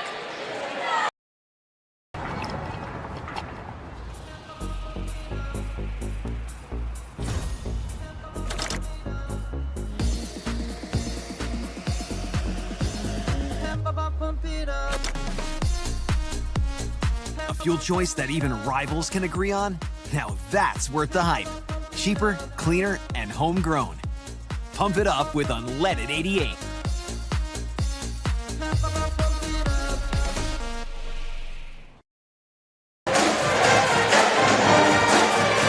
Ankeny Hawkettes trail by 1 here out of the timeout. Paul Yeager, John Schaefer with you on this Tuesday night, and it is cold out. But the easy thing to say, John, is it's hot in here, but it's not a lie. It has gotten real warm real fast. Both of these teams have accelerated their intensity since coming out at halftime. Oh, I thought you were going to say it's because Nate Lindgren turned the heat up at 6 o'clock like he does every weeknight game. But, yeah, you're right. The intensity at halftime really has come out with a lot of fire. And I think it, again, goes back to Jayla Williams being in this lineup for Ankeny. She has been the difference maker. Ankeny goes as she goes. On the other side, defensively, she's made life harder on Maya Crawford. Crawford being less effective. Pratt with just, 4 points in that third quarter or through up to this point so far in this half. 4:21 to play, fourth quarter. The only Jaguar to score has been Blackmore. And Tilly Smith can't get it to fall.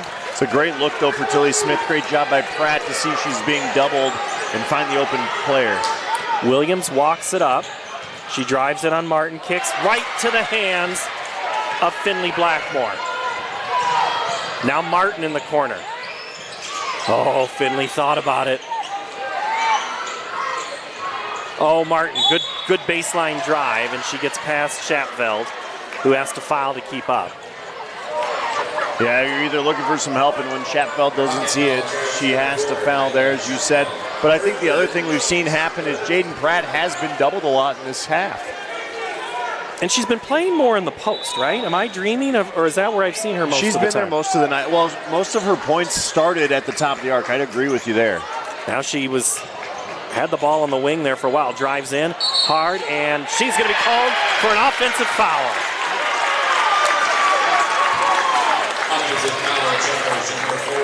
It's a really nice job by drawing the foul, keeping the feet planted. But again, to your point, I think that's more how Pratt wants to play downhill, get the ball outside, and then drive, instead of having to try and post up against Gage, who Savannah Gage has done a phenomenal job in the post tonight.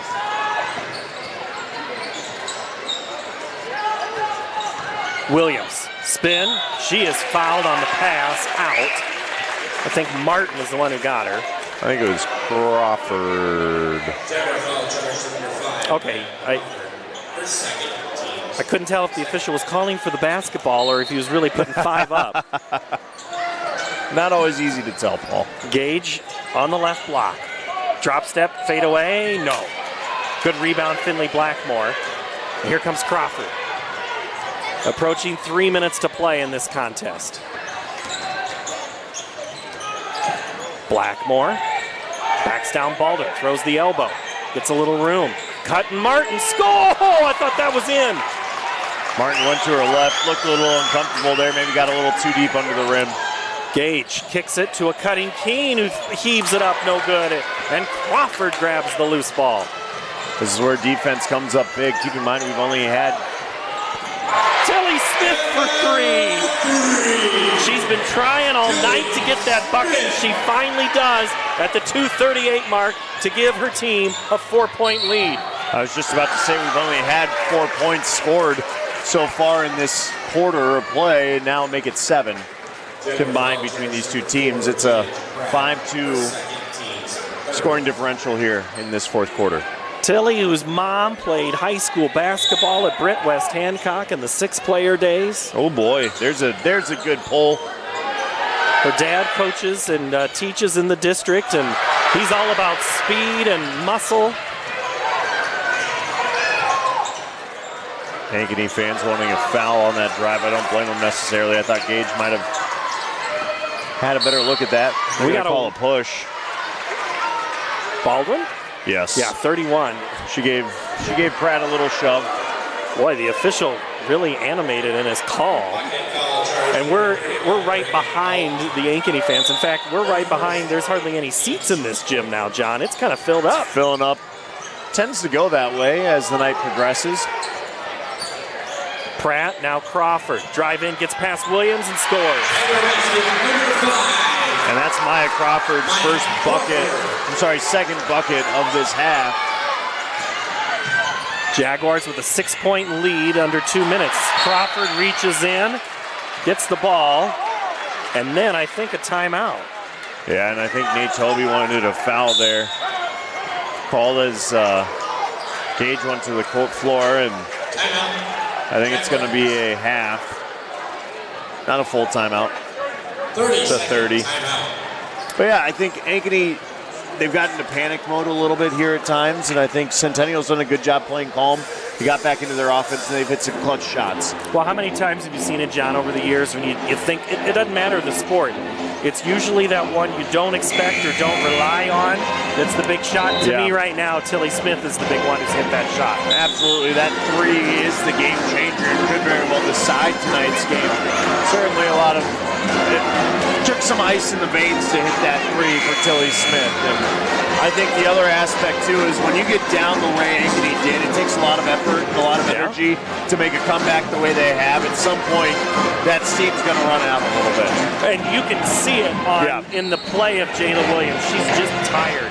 She had a great third quarter and early fourth, but it's been a struggle here in the last few minutes. In the corner, Martin, this could be a huge dagger, but Crawford goes up over 2 Hawk, then throws it into the front row of the seats. It will go back to Ankeny, 1:45. Hawkettes need to score at least 2 on this possession, down 6. And again, this is why I love the shot clock, because back in the pre-shot clock days, Centennial would let him make a basket, then just dribble it out. Williams gets by. She's battled with Crawford. And she'll shoot 2 on the foul by Crawford. So that's her third. And we'll be shooting free throws the rest of the way here in this minute 38. Jayla Williams kind of doing a Jaden Pratt impression here in the second half. Williams hits the first, now with 18 points. She averages 13 on the season. Her final 4 of the 5. Harvard, Colorado, K-State, and Creighton. It's quite the offerings. 19 now for the junior. Cuts the lead to 4. Crawford harassed on the block, ball's loose. And before it's a steal, it's a jump ball held. It will stay with Ankeny on the alternating possession arrow with 94 seconds to play. Got to try and force another turnover and a jump here. But again, 35-second shot clock, a minute 34 left. You're guaranteed at least one possession. Blackmore stood outside like she was going to take the ball, and both Gary Birdwell and Nate Toby were like, no, it's our ball. That was funny. Cut this to 2 here, and we got a bizarre game. You cannot throw the ball over Jaden Pratt. No, you got to find a secondary outlet and almost kind of play decoy against her. Yeah. She will jump out of the gym at any opportunity, and she did right there on She's that. a track star, if I recall, right? Yeah, yep. Jumper. Has the good long jump. Keene. Williams. Double teamed. Kick out, Shatfeld. Now Keene, he'll hit the 3. You called it, partner. She does hit the 3, and we have a 1-point game as Keene's biggest bucket of the night comes right there with a minute 10 to play. Here comes the press. Jaguars need a good possession here to milk some clock. Ankeny at this point not interested in fouling. We're under a minute. Pratt with Baldwin on her hip.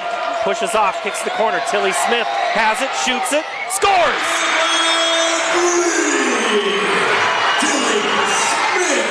Tilly Smith, ice in her veins. That could very well be the dagger to put it away. Comes away with a steal as well.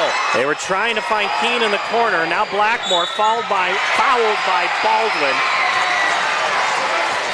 And that is a huge momentum swing in about 12 seconds. Still plenty of basketball game left in this, but Tilly Smith, good night, farewell. Alvider's saying there's there's another win on the season. I'm calling it now, Paul. I might have just jinxed it, but here we are. Blackmore hits the front end of the free throw. Now with 5, Tilly headed to Grandview. They need her a lot for defense. She covers a lot of ground. Anytime you get points, and right there you get Blackmore with a back-to-back free throws. Timeout against full timeout.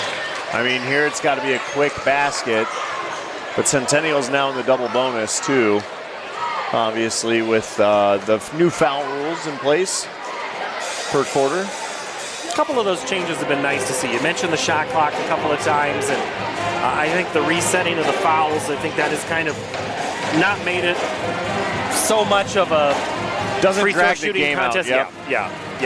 Because I mean, you think about how quickly you hit, 7 fouls, how quickly you get there.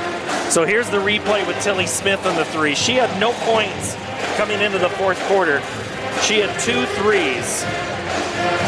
Now with 6. She had 8 in the first game against these two. Crawford had 15 in game 1.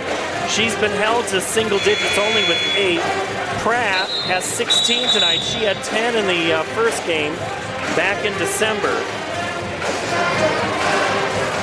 Yeah, and truthfully, Scott DeYoung's got to be happier than all get out right now, because some nights you're going to find scoring from your biggest players, and some nights you're going to have someone, as you mentioned earlier, step up in a big moment, and that's been Tilly Smith tonight. And you're going to need that down the stretch, too, when you get into tight games against some of the best teams in the state. 2-possession game. Williams drives in, lays it up, hits the front of the iron, no good. Ava Martin the rebound. And now Ankeny's going to foul Maya Crawford. And that is going to be on Jayla Williams. Jayla Williams has done a really nice job staying out of foul trouble since her quick 2 back in the first quarter. That's her first foul since that. I think she's played a really good game. Obviously, you got to give her a pat on the back for the effort she displayed in the second half to get her team back in it, along with Savannah Gage. Those two together are going to make some really tough nights for some teams across the state. And don't discount this Hawks team. I know that they're going to drop to 4-7 here after Crawford hits her first, but that's a deceiving 4-7 record. And Crawford hits the second. I don't think anybody wants to play Ankeny in the postseason. It's all about districts and regionals, and you know how it goes.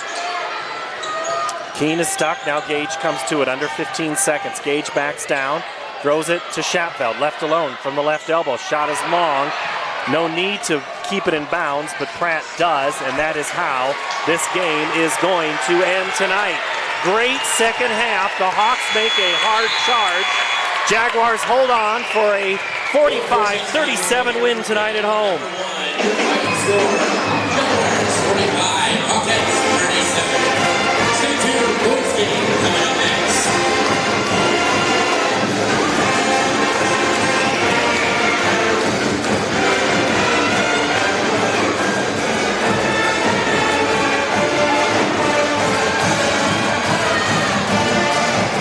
Jaguars will improve to 6-3 with this win, and this is one of those, if you were in the NCAAs, you'd say it's a quad 1 win. This was a tough place, even at home tonight. It was a great win. Quick recap of stats. Centennial's Jaden Pratt with 16, Crawford 10. Tilly Smith, none bigger than her 6 in the fourth quarter. Maisie Smith with 5, 6 for Finley Blackmore. Ava Martin didn't score tonight. For the Hawkettes, Jayla Williams, 19, 8 for Ainsley Keene, 3 for Kyla Schatfeld, 6 for Savvy Gage, and 3 for Reagan Baldwin. That's how this first ball game ends, John Schaefer. It was quite an entertaining one, Paul. I'd say Ankeny gave it all they had there in the third quarter. Got that game within 1, but then in the fourth quarter, a 14-7 outscoring by Centennial put that one away. Tilly Smith, the hero of this game, in my opinion, for the Jaguars. You got to give a ton of credit to Jaden Pratt for what she did in the first half, but Tilly Smith, 2 clutch threes late, turned this game into what it became. Hawkettes fall again, but they get a chance to play Friday night. They'll be home with Valley. The Jaguars, they will be on the road at a very tough Waukee Northwest. The boys are on the floor. We'll step away, come back with the boys' pregame show right after this. Thank you so much for listening to our Game 1 of our doubleheader. Game 2 coming your way next. This is the Central Iowa Sports Network.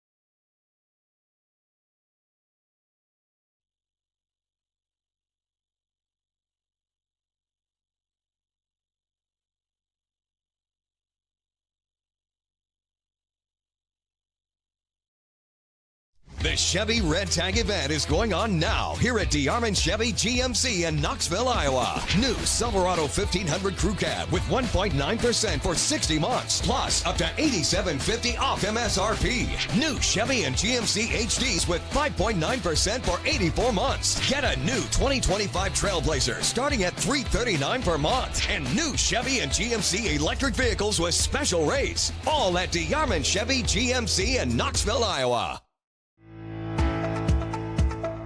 Metro Heating and Cooling is celebrating 40 years of keeping Des Moines comfortable.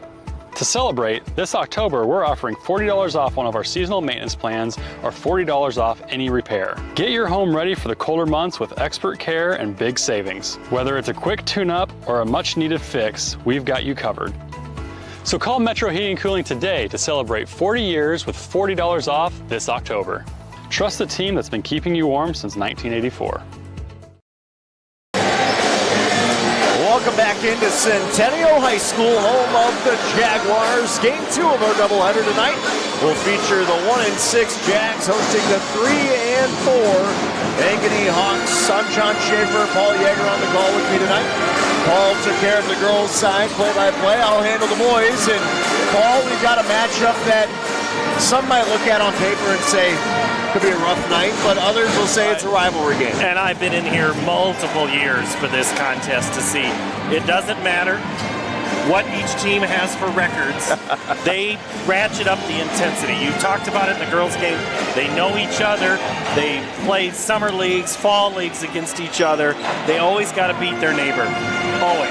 And two teams that have experienced a lot of turnover since last season. Obviously, the Jaguars saw quite a bit more than Ankeny did, but still, you got to find scoring somehow, and I think it's going to have to come in the form of, I believe, who is it? Cab Klingner is going to have to be one of those guys tonight, along with Rio. Let me see if I can get it right. Aguirre. Rio is a guy that, the third Aguirre to play for the Hawks, and Rio might just be the best. And no disrespect to his brothers, but Rio has put this team on his back. He's upped his averages the year has gone on. 22 points a game. That's actually what he scored the first time these two teams played. The Hawks coming off a big win against Linn-Mar on Saturday. And, of course, obviously, both of these teams know what it means to play on a night like tonight. Second half of the season, we talked about with the girls, it is a season of two halves. Coming out of a break, what's the mentality got to be for both of these teams right now? It has to be get better every night. It's building blocks. It's possessions. It's just keep making that team better. Brant Carlson told me today, he says, hey, we just have to get better as each night goes on. This is a fun team. These guys like being around each other. That's step one, having good chemistry. Yep. Step two is executing and just staying in your game plan and just having fun and making sure you get good shots. And here's the other aspect of things. Everyone makes the postseason. Yeah. It does not matter if you are 1-100, you are making the postseason. And so building up to that point, your job is to get better because you want to scare some teams as you start hitting district play. And believe it or not, we're only a month and a half away from district play already, Paul. I was looking at numbers recently, John. Yeah. And teams make it to the state tournament with sub-500 records. It happens. Some even play in the finals. It can happen. It can, and it will at some point. And is this the year for Centennial to do that or Ankeny to do that? I don't know. But I can tell you this much, you can put some fear into teams right now, too. As we look ahead, and maybe we can even pull up the rankings really quick for the rest of this class. Obviously, in Class 4A, Cedar Falls and Valley. Those two teams, I believe, played earlier this week in a really tight battle. Yeah, and that was close. Cedar Falls came to Ankeny right before the Christmas break. Valley, two-time defending champs, 4 of their 5 starters back. Northwest absolutely had a great, as one reporter called it, recruiting class. Northwest has done well. Kennedy, a great team. Johnson, we've seen come to, and Ankeny's played them. And then you have number 7 Linn-Mar, who Ankeny beat here on Saturday. So, and Downey Catholic, don't sleep on the Maroons. They have to get better. Dubuque Senior, who Ankeny played last year at the state tournament. Yeah. Boys 4A basketball is pretty darn good. Well, and for me, as going back to my TV days, seeing Muscatine in the top 10 takes me back to the Joe Wieskamp era out there in Muscatine. So certainly a lot of excitement around this Class 4A field. And again, yes, you don't see the Ankeny schools in this top 10. That's been a rarity over the last handful of years as well. These are two teams that are perennial, tend to be perennial powers. Just got to find a way to get over that hump. Obviously, Valley, though, got to be the favorite, even though they're not #1 right now. And with that, we're going to head to break. When we come back, we'll get you ready for our national anthem and starting lineups. Yarman Ford Indianola, your certified Ford Model E dealer. All month long, save big on our new 2024 Ford electric vehicles. Lease a new all-electric Ford F-150 Lightning for only $345 per month. Lease the all-electric Mach-E for only $299 per month. Plus, the new Ford Power Promise. Get a home charger with your purchase. Come see our electric vehicle specialist here at Yarman Ford Indianola. DeYarmanFord.com. Metro Heating and Cooling is celebrating 40 years of keeping Des Moines comfortable. To celebrate, this October we're offering $40 off one of our seasonal maintenance plans or $40 off any repair. Get your home ready for the colder months with expert care and big savings. Whether it's a quick tune-up or a much-needed fix, we've got you covered. So call Metro Heating and Cooling today to celebrate 40 years with $40 off this October. Trust the team that's been keeping you warm since 1984. Hi, this is Chris from Fireplace Superstore, and if you've been thinking about upgrading that old wood or gas fireplace in your home or adding a new one someplace that you've always wanted, we have Central Iowa's best selection of wood, gas, and electric fireplaces. So if you've always wanted to add some warmth and beauty along with value to your home, come see us at Fireplace Superstore today. 10820 Douglas in Urbandale. Getting your car serviced or repaired can be a pain. That's why Westside Auto Pros is committed to making it as painless as possible. If you wish, we'll come get your car at your home or office and return it when it's done. Or you can drop your car off here and we'll shuttle you to where you want to go. When we're finished with your car, we'll come pick you up and bring you back. If your car is going to be here for a few days, we offer low to no cost rentals. So give us a call and say, I can't wait to have my car serviced at Westside Auto Pros.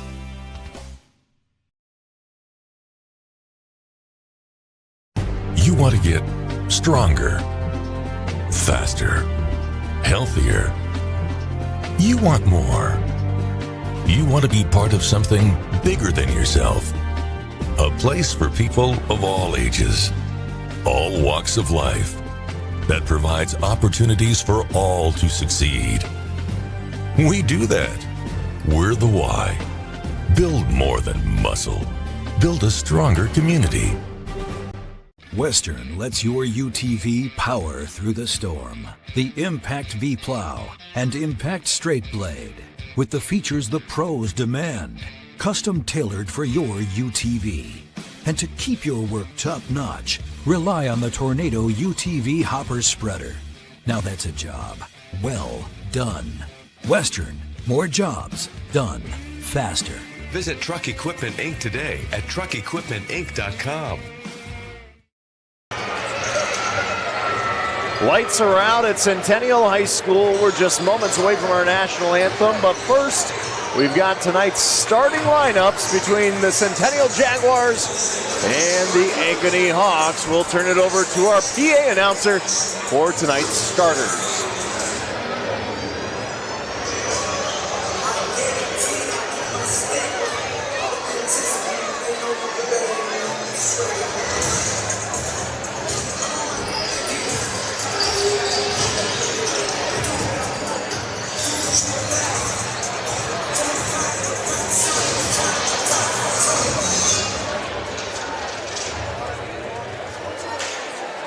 Good evening, fans, and welcome to Ankeny Centennial High School.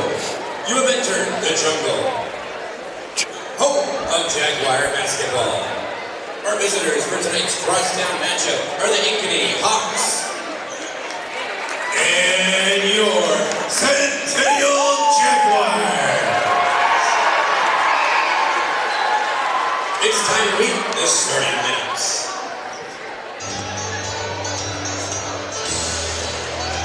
At guard for the Hawks, a 6'1" senior, number 5, Luke Anderson. At guard for the Jaguars, a 6' senior, number 5, Rex Jensen. At guard for the Hawks, a 6'3" junior, number 21, Dale Roush. At guard for the Jaguars, a 6'3" senior, number 12, Sean Cooks. At forward for the Hawks, a 6'2" junior, number 23, Drew Sorensen. At guard for the Jaguars, a 5'11" junior, number 13, Caden Clark. At guard for the Hawks, a 6'1" sophomore, number 25, Josiah Campbell. At guard for the Jaguars, a 6'3" senior, number 20, Cameron Klingner. And at forward for the Hawks, a 6'2" junior, number 35, Rio Aguirre. At forward for the Jaguars, a 6'5" sophomore, number 31, Evan Allen.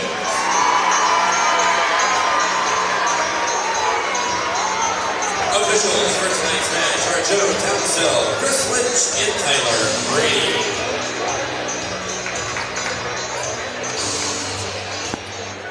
No national anthem, as that was taken care of before the girls' game. I apologize, got you all excited. Welcome to game 2 of our doubleheader. Once again, Sean Schaefer alongside Paul Yeager here on CISN. Ankeny in the black uniforms.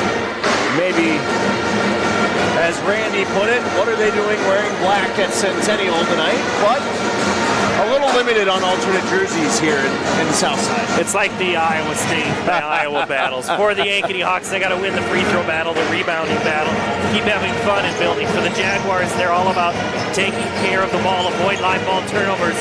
And as always, it's a cliche, but it's so true. Win that rebound battle, John. Rebounds make the big difference. Defense boils down a big difference as well. We saw that in the girls' game. We'll see who locks things down, and we tip off. And Ankeny wins it their way. Rio Aguirre getting it going. Hawks will set up the offense. Bring it down low and back up out to the top. Luke Anderson dribbling, finds man at the wing. Nice drive, take to the rim, high off the glass. We're going to get a charge, our first foul of the night. That is on Aguirre. An offensive charge. Rio's known for his aggressive play. His brother's the same way, but there he just was a little too much out of control, and they're going to call that every time. I like the idea, though, driving the rim. Now Centennial going to give it a go. They'll set up in their offense. Ankeny in man defense.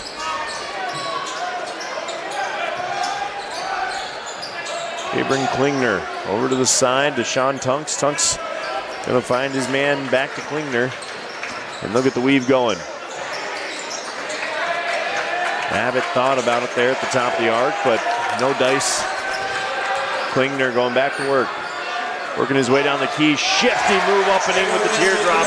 Cameron Klingner, the senior, gets the scoring started. Got to have balance, have to have control, and that's exactly what he did on that one. Nice patience from the senior. He's been in that spot a time or two, and it's a good start for the Jags. As Ankeny tries to answer back. At the top, it's going to be Sorensen. Finds a nice little floater off the hand of Roush. Tail Roush, the junior, a teardrop of his own. Good looking pass. You could see that play develop. Just have a little patience, and usually you can get a good open look. Patience, the name of the game, even with the 35-second shot clock. A lot of teams like to rush things at times. Not there. Drive baseline, turnaround jumper off the window. That's Caden Clark for a couple. Nice little kiss off the glass. Here's the thing. The Jaguars absolutely see an opportunity tonight. Get a win, get some momentum, and they see an opportunity with the Hawks as that victim. They're not backing down. This is a tough league, and if they can steal one tonight, so far they're off to a good start. Ankeny going back to work. Aguirre kicks out wide to the wing. Three is off the mark from long range. That was Sorensen. And back comes Centennial in transition. Set into their offense, driving down the lane, stripped of it. Is Abbott. Abbott will kick it back out. Klingner setting things back up. 15 left on the shot clock. Kicks out wide. Abbott drives down Broadway, up and in. Count it, 2 more. 6-2 run to start this game as Evan Abbott finds a couple. But back comes Ankeny from 3. Guess who? Rio Aguirre. Rio had a really nice look right there, and that's the kind of shot. Right now, these two teams don't feel like anybody's going to miss all night. Feeling good early on. Scoring starting early and often wasn't always this way in this gym tonight, was it, Paul? No, we had a 6-6 first quarter in that girls game, but it picked up. Quarters, one of our camera operators, nice looking kid, said first quarter, or first half down, second half much better. So we had a foul. I didn't catch a number on that. It was on Luke Anderson. Okay, Luke Anderson. QB1 called for the first foul. First foul of the night, second team foul for him. Thank you. So we get another dribble and drive, but pinned up. Back to Klingner. Klingner kind of hesitated, a little funky there, and Centennial has to reset once again. Abbott out now by the Jags look. Jags logo, he'll fire up a 3 off the mark. Rebound back to Ankeny. Here comes Aguirre.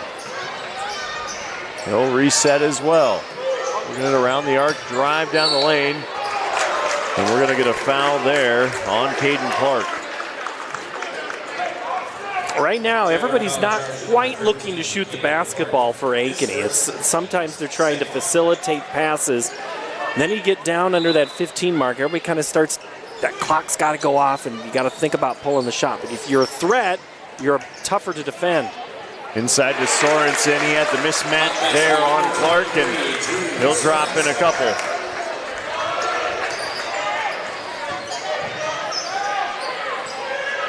Off the mark is Clark, but the putback by Abbott. Strong move from the Centennial big man. I think Abbott's play has progressed. Those sophomores can be super, or they can be really stressful, and right now Abbott has to be on that super side for Coach Fontana. You grow up fast in the CIML these days as Sorensen drives once again off the glass and in for 2 more.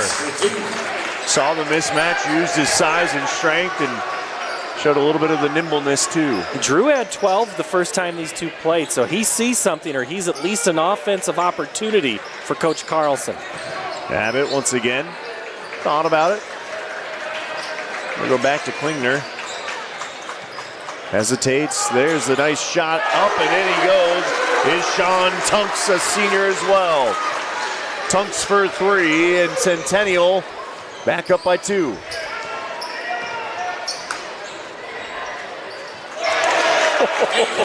And right back comes Ankeny. It's Sorensen, a 3 of his own. Wow, that was a good looking shot, good opportunity, and early in the possession, but he took what was there. And a bailout for Rex Jensen, who threw one high up off the window. We're going to get a blocking foul on Kale Roush. That'll be a shooting foul that'll send Rex Jensen to the line. Evan Erlmeyer, Mars Clark, and Dylan Gloviak set to come in here at the horn. Erlmeyer, injured in football, hasn't played a lot in this basketball season, but Coach Carlson said, hey, we're going to go to him tonight. And I get to see his first action at the 3:10 mark in the first quarter. Be curious to see how some of those legs hold up. Obviously, conditioning is always the thing, as Rex Jensen misses the second half of his 2 free throws. Here comes Aguirre back up. Crosses over, nice kick to Sorensen. Kicks it out. Hesitate, Erlmeyer. Back to Aguirre. Aguirre for 3. He flushes it. 15-12. Ankeny back on top. Aguirre's second 3 of the night. And he's clicking early. Nice drive. Just off the mark is Klingner. Here comes Ankeny back out on the run. The feed. Good hustle there by Colby Becken. For not having a lot of basketball in the month of November and December, Evan Erlmeyer right there, he was not intimidated at all about the traffic he was in on that steal. Not one bit, and then Ankeny trying to convert the other way. Good hustle on the back check, as I call it here. But it's Aguirre again. Gonna drive. Little floater, can't quite go. Strong rebound for Ankeny. Putback cannot go once again, though. Aguirre just could not find it. Abbott trying to back down Erlmeyer. He'll slow things down with Klingner. Erlmeyer tipped away. Erlmeyer playing all aspects of this game. The kick in down low. Nearly getting to go is Lamarius Clark, but he will go to the line and shoot 2. Oh, these 3 that have come off the bench. Holy cow. Now, Evan Erlmeyer, remember him in football. Shorter than pretty much everybody else out there, but never gave up and always played with huge heart, great speed, by the way. Mars Clark, that guy could really lock down in the secondary. Basketball sport number 2 for him, and he hits the first end of those free throws. So if you're Coach Carlson, you're like, all right, I got some guys off my bench. This game keeps flipping back and forth a bit. Centennial took a quick lead there, and then Ankeny has answered right back as Clark missed the second half of his 2 free throws. So now Centennial are going to try and stop this little bit of bleed. Abbott now. Work it over to Luke Mitchell. Mitchell feeding it over to Beechin. Abbott back with it. Drives. They don't have good spacing on that. Maybe that was by design right there for Abbott, because everybody else was kind of clumped up top. Evan Abbott said, it's okay, guys. I can still work through all of you, and he gets his 6th point of the night. But back come Ankeny, and that is an air ball out of the hands of Dylan Globiak. Centennial now going to try and knot this game up, if not take a lead. Down 2. Out to Abbott. And they're getting the weave going a little bit. Thought about the 3. Nice kick out, Abbott. 4-3. Short off the mark. Aguirre with the rebound, and he's going to bring it back out and slow it down a hair. Over to Clark. Clark kicks to Sorensen. Sorensen unsure. Under a minute to play in this quarter. Gets stuck in no man's land. And that is out of bounds on Sorensen, and he'll get subbed out as Jasani Campbell comes in. Hawks got a little over their skis right there, just not quite within themselves on that possession. Yeah, that's one of those where Sorensen kind of dribbled right into a double team and then obviously gets it ripped away. Now Centennial wanting to move quick.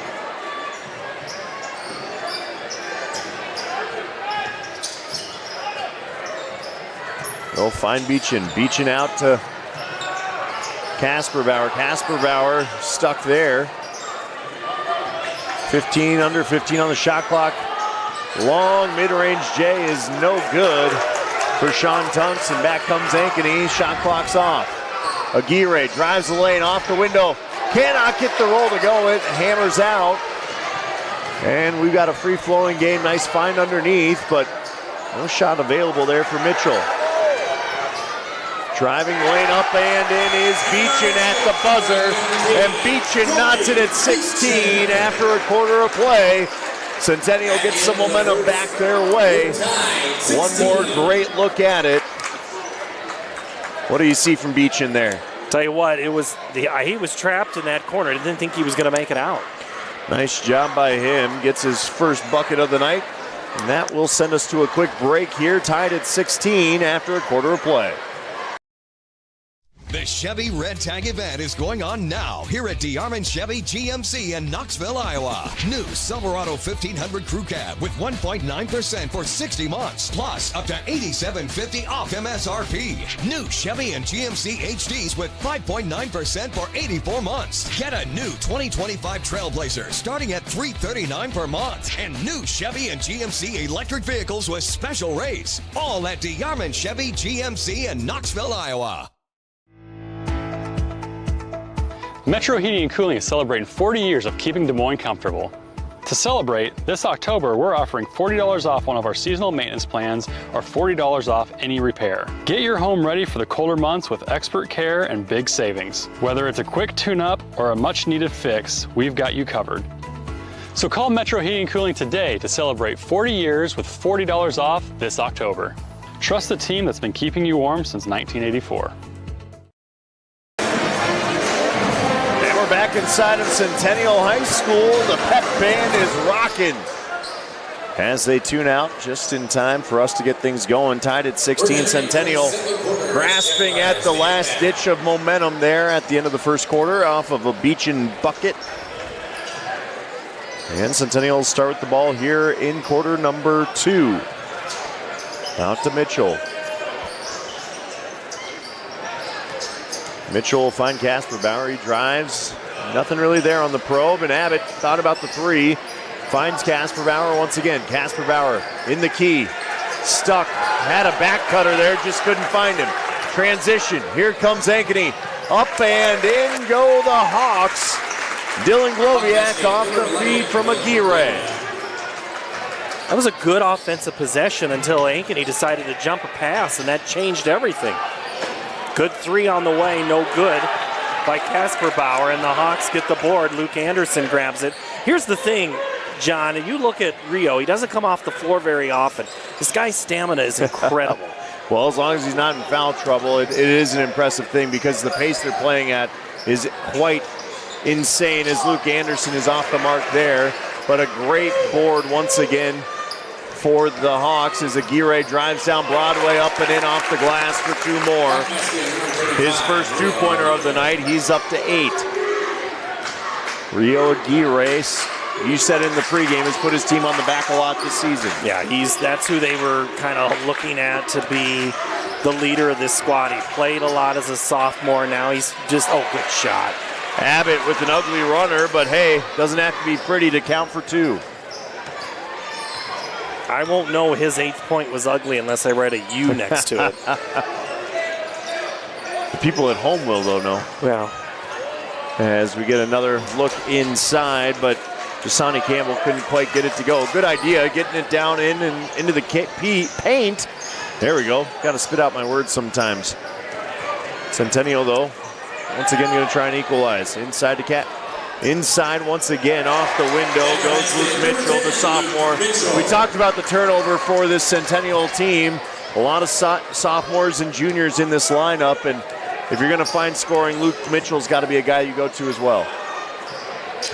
3 on the way, just off the mark from Campbell, but. So Ankeny's been they've been taking some early shots at the clock, but they're taking the shots that Centennial's giving them right there. And if you're Centennial and you keep missing that shot, you're going to let them take that. You want them to take that. 100% is, you know what, Centennial says, we've got a 3 right here. Sean Tunks. He drains his second triple of the night, 6 points for him, and that forces an Ankeny timeout as the hometown team, the north side team, I should say, up 3. All right, so in this timeout, as you take a look at that 3, Centennial, to me, John, is feeling just a lot better about some things. But I want to go back to your comment about the underclassmen. When you don't have a set 5, when you're in that off season or even in the early season, that gives some of those juniors and sophomores big eyes as they see opportunities. And I think Coach Fontana, as the year has gone on, has found that guy works, that guy works. You just don't know until the lights are on how good somebody's going to be. And that makes it kind of exciting. It also makes it probably a nerve-wracking night for a coach sometimes. But it also makes it really hard to scout because sometimes you're going to plug a guy in that hasn't seen big minutes who just starts to find a rhythm or he's a good matchup in some capacity. I think Centennial's kind of finding some of that right now. As Ankeny dribbles it into the front court, they'll go back on offense, and Erlmeyer looking out wide. Back to Erlmeyer, feeds it inside. Aguirre double-teamed, he's trapped, and that's a great job on defense. Turning it into offense comes Caden Clark. Clark looking for somebody to start kind of moving, get the offense set. Off the screen, he's gonna drive. The acrobatic shot goes and one. Chance for the 3-point play here for Clark. What an acrobatic move. On this replay now at the top, there was a screen. They were able to get Erlmeyer caught, and then Anderson, he defended that extremely well. Clark just, you know what, one step better. And then the rebound underneath there, Jensen got locked up with Sorensen. They both were kind of do-si-doing there with their elbows. And they called a foul on Jensen. So we've got a 5-point lead for the Jags. as Ankeny tries to look for an answer here in this second quarter. Aguirre harassed outside the arc, kicks it, draws a foul. I think this one's going to be, it is not on Jensen. I thought it would be. It's on Klingner instead. So sometimes those are fouls out on that drive, and that just changes then how you have to defend that a little bit. If you're going to call that, then you just can't quite have that much contact. But so much we've seen earlier tonight, they're letting you get past that first round of contact without any whistle. Aguirre showing the shiftiness, steps through and looking for a pass, comes away with his own loose ball anyway, kicks it out top. The 3 ball is good from Luke Anderson. Again, Ankeny with a handful of seniors in the roster. Anderson coming up clutch with that 3. Back comes Centennial. And we're going to get a push there. So it's the same play that they scored on the previous drive where they're trying to screen out Ermeyer at the top of the key. Here's a look at Rio again. Finds Anderson. That's the second time he's taken that shot. This time he hits it, so he's 1 of 2 from deep. Splashing nothing but twine, but back to your point, they're running that stack screen there, trying to just draw it one way or the other and get downhill with Caden Clark. Got to talk, got to tell that guy's coming, and if you're going to switch, switch. If you're busting through, bust through, but you got to have a plan. Tunks out to Abbott. Abbott drives, kicks. Nothing really there. Another kick out to the top of the key. It is good. Cabrin Klingner for 3. Good look, good pass right there. Drive in, kick it out, kind of from that 5-out offensive series. 3 back the other way off the mark for Ankeny High. Mills try and slow things down once again. Sorensen over to the corner. Back out to Aguirre. Looking for any ounce of room. Can't find it, but that's okay. He dishes it out. And another 3 rolls down. This one off the hands of Drew Sorensen. Second 3 of the night here. Sorensen's the guy, if you're Centennial, you have to keep a guy on. You're fine if Ermeyer or Anderson shoot, but Sorensen and Aguirre are guys you just can't give them open looks. Sorensen up to 10 now, but here comes Centennial once again. The rainbow from the corner. Rain in threes, Rex Jensen. Centennial shooting the ball extremely well, getting great looks on their offensive possessions. Open look for that matter, and that was a big 3. Once again, this game stays at 5. Aguirre looking for space. Another kick. Drive kick to the corner. Sorensen down the baseline, up underneath, can't get it to go. Great offensive board from Cale Roush, and he'll draw a foul and shoot 2. Abbott whistled for that foul there, and a little bit of, not on the body, but on the hands. And, you know, Roush has been a guy, he's not started every game, but he's been in a lot of them, and this was a look that I think they need Roush to, you know, he needs to be a little more of that aggressive standpoint. Maybe not to the level of Rio, but they need him to attack. Be more assertive down there, I'd say. I would agree with that 100% as he goes 2 for 2 from the charity stripe. And we're back to a 3-point game. Here come the Jags. Working it up top to Klingner. Little 2-man basketball. They're going to go down to Abbott in the post position. Out wide. It's Clark.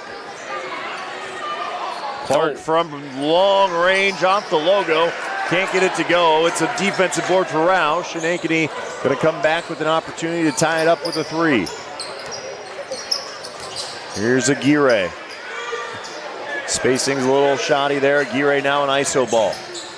Nice feed down low, the hesitation, and 1.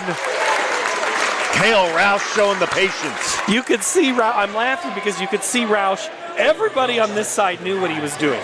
He looked, he pumped up, waiting for the defender to clear it, and then he went and laid it up. That was funny. And that will have Bob Fantana doing some circles in practice next week, I'm sure, as the 3-point play is finished off. And Fontana wants a 30-second timeout.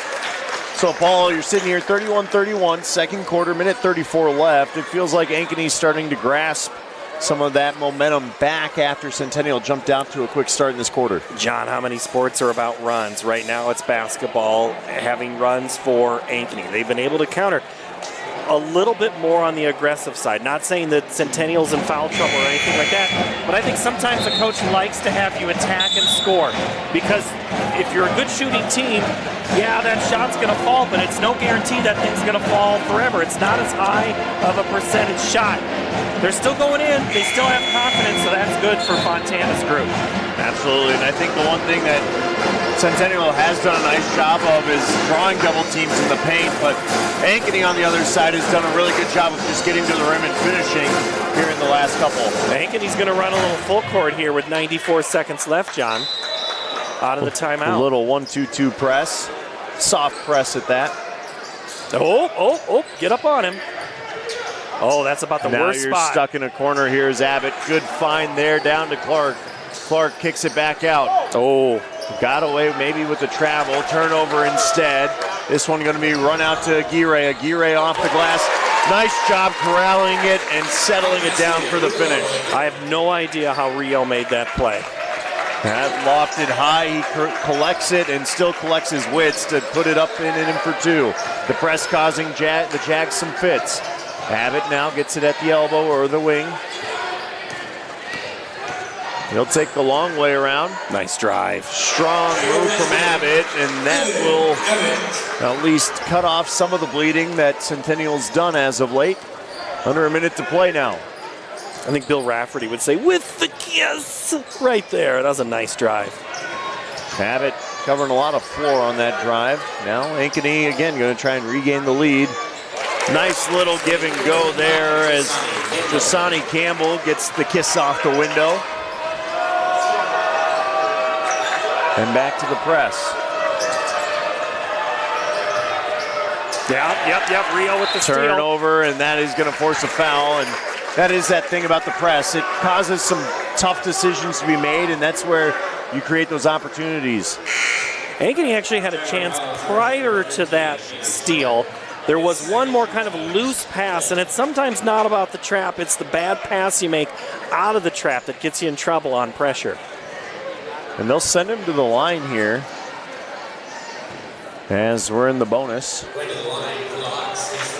or the Ankeny Hawks, I should say, not Weaver. Rio misses his first. It's an automatic 2 now. No 1-and-1s. For those of you who missed all of last season. 5 fouls, and you go to the stripe for 2. There he goes, gets the back half. Now up to 11 points is Rio Aguirre. Centennial with 10 seconds now. Got to hurry a little bit here. Abbott at the elbow, going to drive. Reach in there on Jasani Campbell, and I wouldn't say that's the smartest of fouls there with that clock under 6 seconds. No need to make that foul either. They'll inbound. Strong move, can't quite get it to go, does Cameron Klinger, and that'll take us to the half. The visiting Ankeny Hawks up 36-33 on the Centennial Jaguars. An entertaining half of basketball. Quick penny for your thought there, Paul. I like the style of play for both of these teams. I think Centennial has a lot to build on. You can see Coach Fontana as he's leaving the floor. He makes one last call, saying, hey, Ankeny's pushing hard, and that's what Ankeny did, is push real hard in that second quarter. Good stuff there. Obviously a good game on tap. Only a 3-point game as we go to the break. We'll rejoin you here in just a bit to recap the first half action and look ahead to half number 2. Getting your car serviced or repaired can be a pain. That's why Westside Auto Pros is committed to making it as painless as possible. If you wish, we'll come get your car at your home or office and return it when it's done. Or you can drop your car off here and we'll shuttle you to where you want to go. When we're finished with your car, we'll come pick you up and bring you back. If your car is going to be here for a few days, we offer low to no cost rentals. So give us a call and say, I can't wait to have my car serviced at Westside Auto Pros.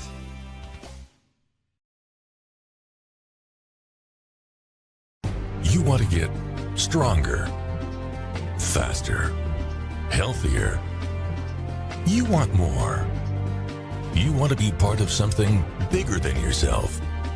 A place for people of all ages, all walks of life, that provides opportunities for all to succeed. We do that. We're the why. Build more than muscle. Build a stronger community.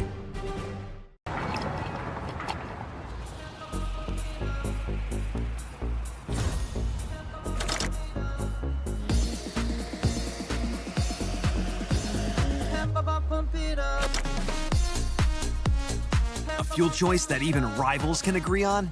Now that's worth the hype. Cheaper, cleaner, and homegrown. Pump it up with unleaded 88.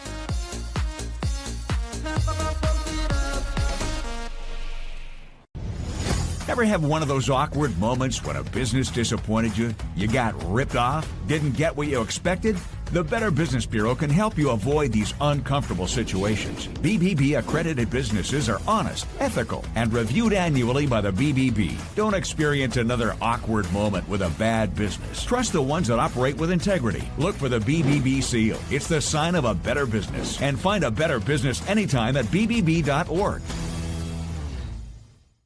Free Godfather's Pizza begins with the download. Order through my new online ordering app and start earning free pizza and sides. It's easy. Download the Godfather's Pizza online ordering app today. Do it.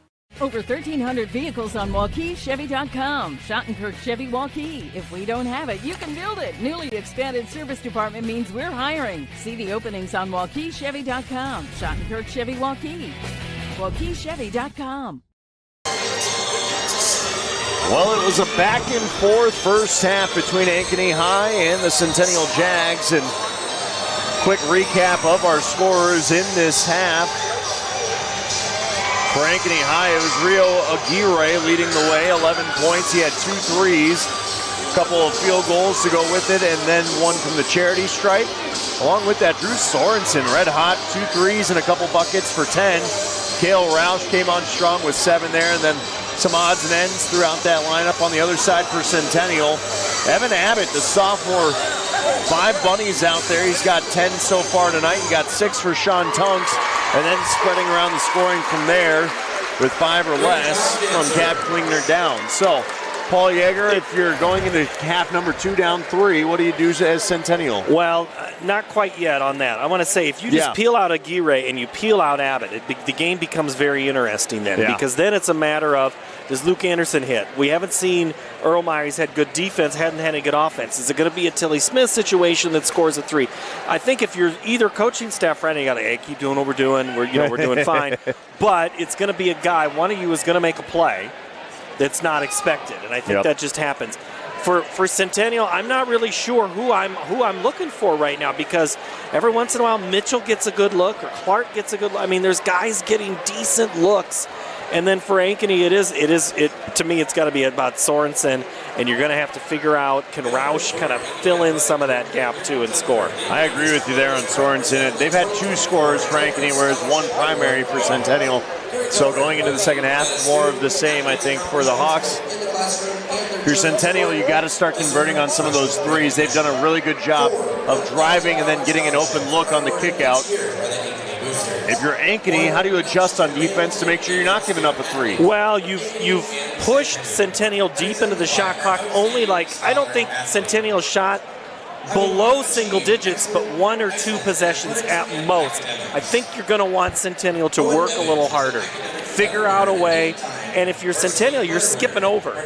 You're doing a hop over on a few of those, and that's how you get past.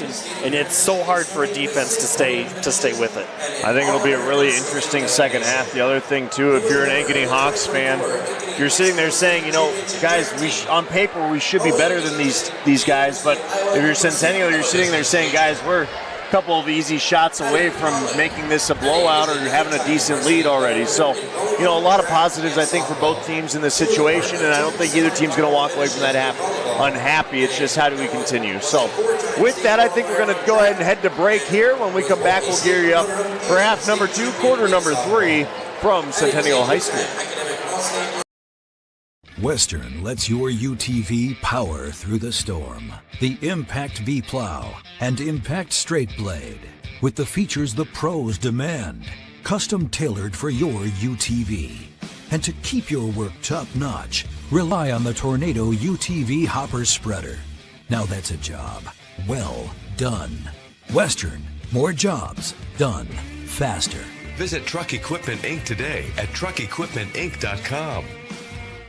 Save big this month on all new Chrysler, Dodge, Jeep, and Rams at DeYarmouth CDJR Ames. New Jeep Wagoneers with up to $13,000 off MSRP. Or get up to $16,000 off MSRP if you currently own a Ford. Brand new 2024 Ram 2500 Crew Cab 4x4 starting at only $42,990. And over 20% off on new Ram 1500 Crew Cab 4x4s. That's right, over 20% off. Save big here at the all-new DeYarmouth CDJR Ames.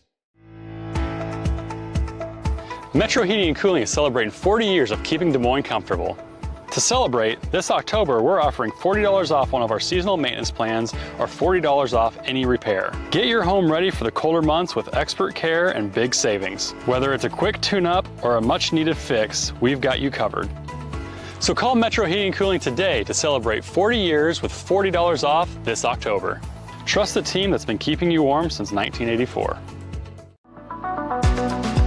Hi, this is Chris from Fireplace Superstore, and if you've been thinking about upgrading that old wood or gas fireplace in your home or adding a new one someplace that you've always wanted, we have Central Iowa's best selection of wood, gas, and electric fireplaces. So if you've always wanted to add some warmth and beauty along with value to your home, come see us at Fireplace Superstore today.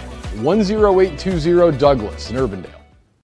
Getting your car serviced or repaired can be a pain. That's why Westside Auto Pros is committed to making it as painless as possible. If you wish, we'll come get your car at your home or office and return it when it's done. Or you can drop your car off here and we'll shuttle you to where you want to go. When we're finished with your car, we'll come pick you up and bring you back. If your car is going to be here for a few days, we offer low to no cost rentals. So give us a call and say, I can't wait to have my car serviced at Westside Auto Pros.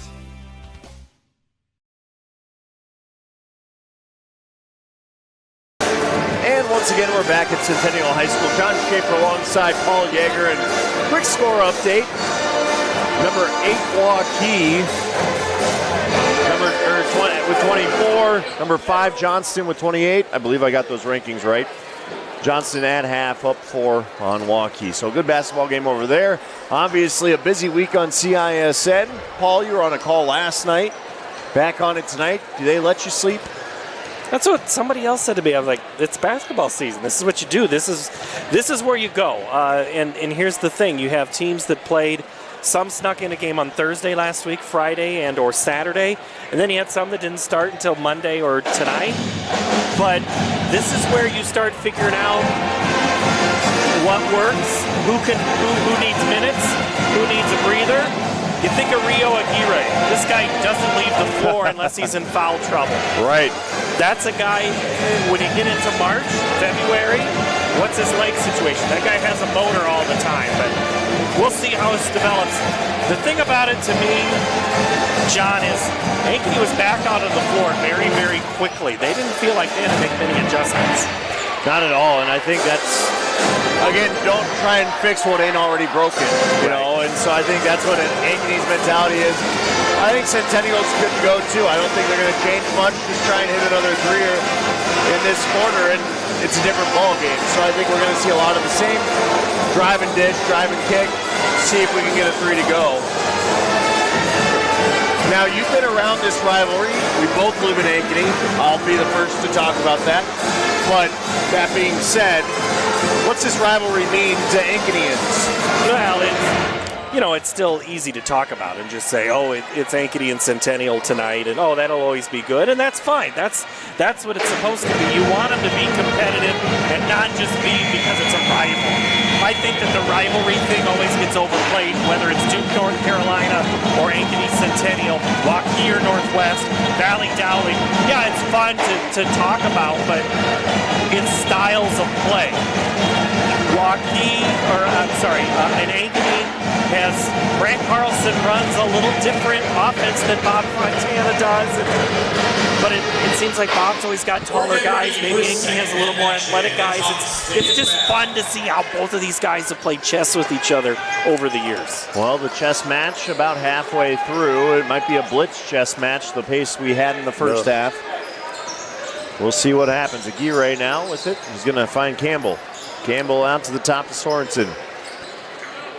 Back to the starters for both teams here, John. So curious to see they feel those are the guys. Aguirre off the back iron, and you got two Centennial players fighting over the rebound there.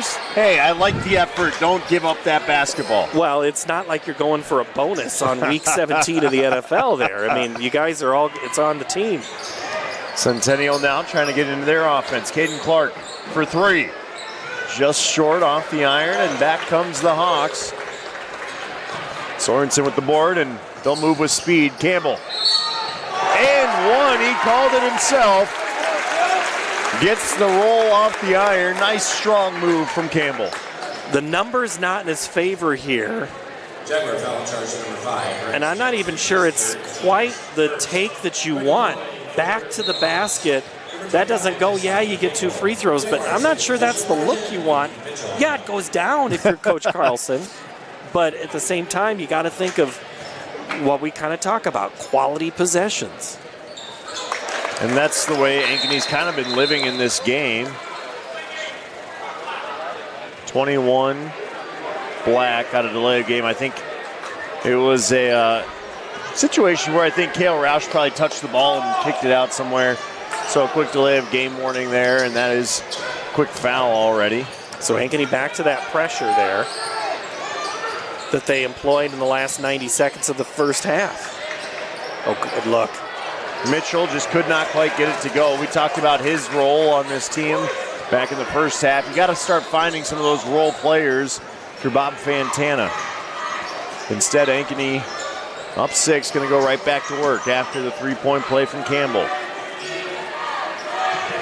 It's Aguirre looking to the corner. Nowhere to go there as the door gets shut on Anderson. Hazardous pass. Sorensen comes away with it still. Under 5 on the shot clock. Open look. Does not fall as Anderson had a good look at it. And we'll get a foul here on Aguirre. And Rio's saying, hey, he's the one who grabbed my arm and threw it into him.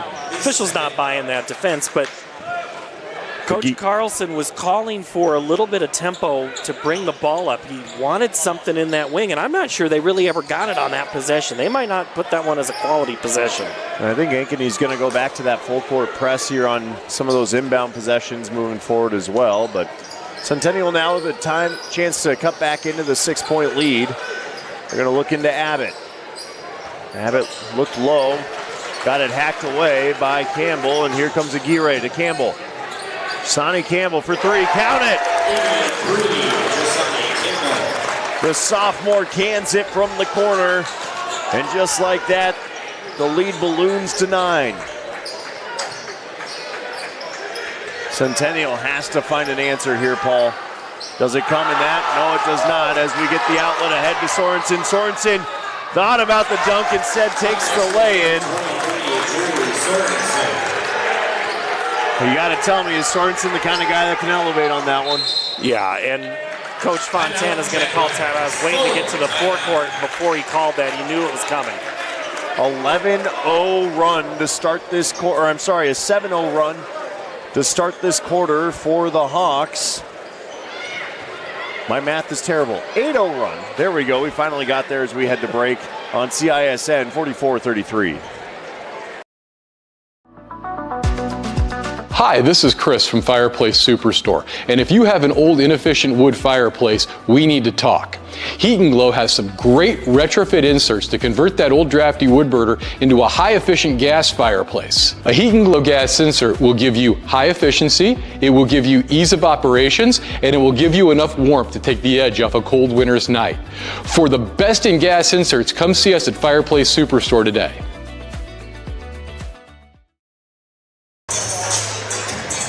Back 44-33. Centennial trying to draw up something here to break this ugly 8-0 run. It's been a hard time getting through that pressure, John, to me, that they've just not, once It's not so much that the pressure initially, it's out of it is where Centennial's been struggling to find some type of flow. It's not so much the clock, it just seems to disrupt that, gets up, what do you call it, sand in the gears or, kelp on the front of the ship, whatever it is. Jags with 25 on the shot clock, already being egged to shoot by the student section of Ankeny. Great sportsmanship out of that. Gotta love a little rivalry. Abbott gonna take the three from long range, just off the front iron, tipped back out and corralled by Klingner. There were 4 black jerseys on that rebound. Driving baseline and one. What a move by Sean Tunks. Goes baseline, off the glass and in. Old-fashioned three-point play possibility. On this kick, Sorensen kind of like fell for a fake to the baseline, a little Mahomes-esque there by Tunks, and I'm surprised he didn't turn around and point at the crowd and said, I did, and I won. Tunks finishes it off. There is that three-point play for the first points of this third quarter for Centennial. Now we see the Centennial student body stand up. Maybe we'll see a little bit of ruckusness. Say the Ankeny student section outnumbering 2-1 the Centennial student section, which is rare.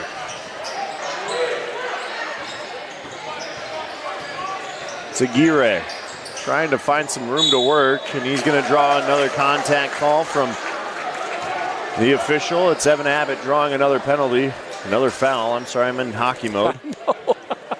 I don't know what's getting into me tonight, Paul. Well, I haven't heard you say blue line yet. Calling too many wild games these days. Yeah. Aguirre goes to the line, shooting 2.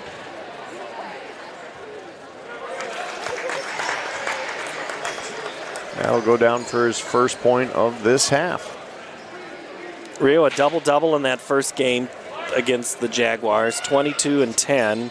So far tonight it's 12, and he misses the second free throw.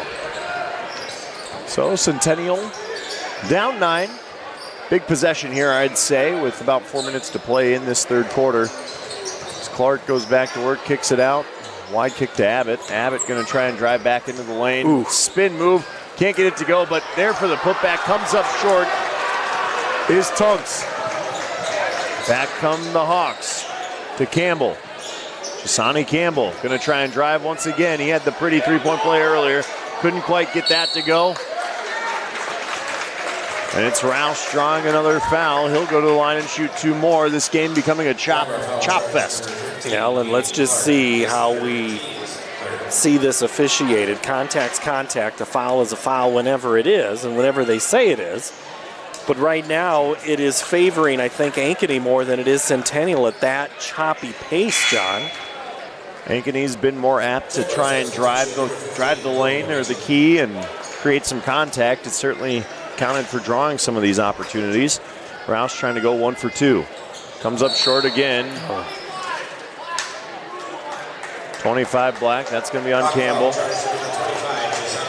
His first, second, I stand corrected. And the ref's starting to maybe take a little bit more control of this game. The press works to a T. There's a turnover for the Hawks. The big mitts of Cale Roush create the turnover, and can they create 2 off of it? Anderson had nowhere to go. They'll reset Sorensen. Sorensen crossing over. Gets tripped up. Out to the corner. Open look for 3. Count it! Cale Roush. The steal or the tip pass at one end, cashes in a 3 at the other. From defense to offense, that might have been the Hawks' best 1-2 of the night. Centennial having to find an answer quickly. Drive baseline once again. The floater does not go for Tunks. Aguirre going to dribble it up quickly. Attacks. Drives to the rim, up and in. The kiss off the window.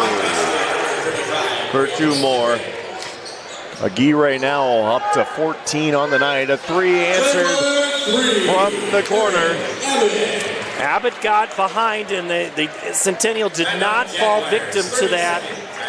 The press, they got ahead of it that time with the aggressive passing, and that made a huge difference. We haven't seen Abbott touch the ball with good open space right there. That was a good possession for the Jags. A fast possession at that, too. His first 3 of the night. First 3 of the night overall in this half, I should say, for Centennial. The threes have been raining, though, tonight for these two teams as you get another look at the Aguirre drive and kiss off the window for 2. Rio's so fun to watch play. It is just I'd love to see him smile more, but it just, he's having fun. Driving the ball. He told me back in November we were talking about, this. I go, dude, you're the one. No more brothers. He goes, yeah, it's going to be weird, but I'm looking forward to it. I want that opportunity to be the guy, and so far this season he has. Well, Rio's going to go right back to work. Turns it over there this time. He was hounded by Abbott, and Clark comes away with it. Caden Clark up into the front court. Being guarded by Lemarius Clark. Nice feed, kicks out to the corner. Nothing there for Beechin. Beechin back up to Abbott. Abbott for 3 at the top of the arc. Does not get the bounce to go. Lemarius Clark comes with the rebound, and Ankeny will go right back to work. It's Aguirre. Waiting, they'll get the weave going just a little bit. Thought about it. Was Anderson instead. Nice little finger roll from Evan Erlmeyer. The senior, you said it. He can have an impact in this game. Erlmeyer for 2. Is he that guy that's not the headliner that's going to be the difference? He got the bucket there. He did some good defensive plays in the first half. His first points of the night are 2 big ones. Gets beat on that one. Nice drive, but what a stop at the rim by Luke Anderson. Turns into a 4-on-2. Aguirre thought about the 3. Nice dish off. And the finish at the rim for Clark as he lays it in for 2 more. The lead now 15 for Ankeny. Oh, Mars Clark. That was a nice play right there. He was just waiting. They saw him. Rio saw him, drew the defense over, and the pass was easy.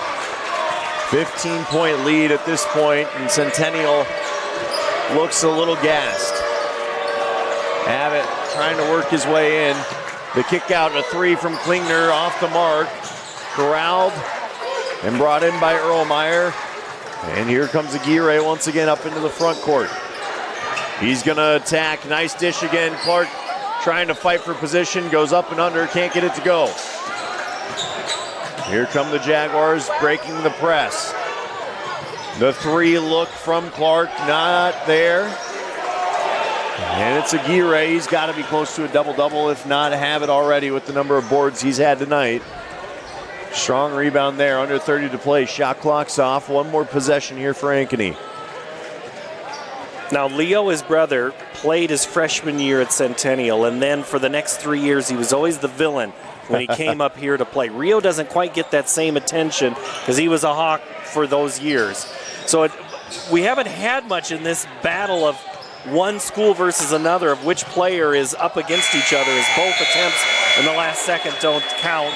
And that is how we end the third quarter, John. Just 6 points in that quarter for Centennial. Meanwhile, Ankeny rattles off 18. They lead 54-39 through 3 quarters of play. We'll wrap it up with the 4th after the break on CISN. Over 1,300 vehicles on WaukeeChevy.com. Schottenkirk Chevy Waukee. If we don't have it, you can build it. Newly expanded service department means we're hiring. See the openings on WaukeeChevy.com. Schottenkirk Chevy Waukee. WaukeeChevy.com. Free Godfather's Pizza begins with the download. Order through my new online ordering app and start earning free pizza and sides. It's easy. Download the Godfather's Pizza online ordering app today. Do it. Western lets your UTV power through the storm. The Impact V Plow and Impact Straight Blade, with the features the pros demand. Custom tailored for your UTV. And to keep your work top-notch, rely on the Tornado UTV Hopper Spreader. Now that's a job well done. Western, more jobs done faster. Visit Truck Equipment Inc. today at truckequipmentinc.com.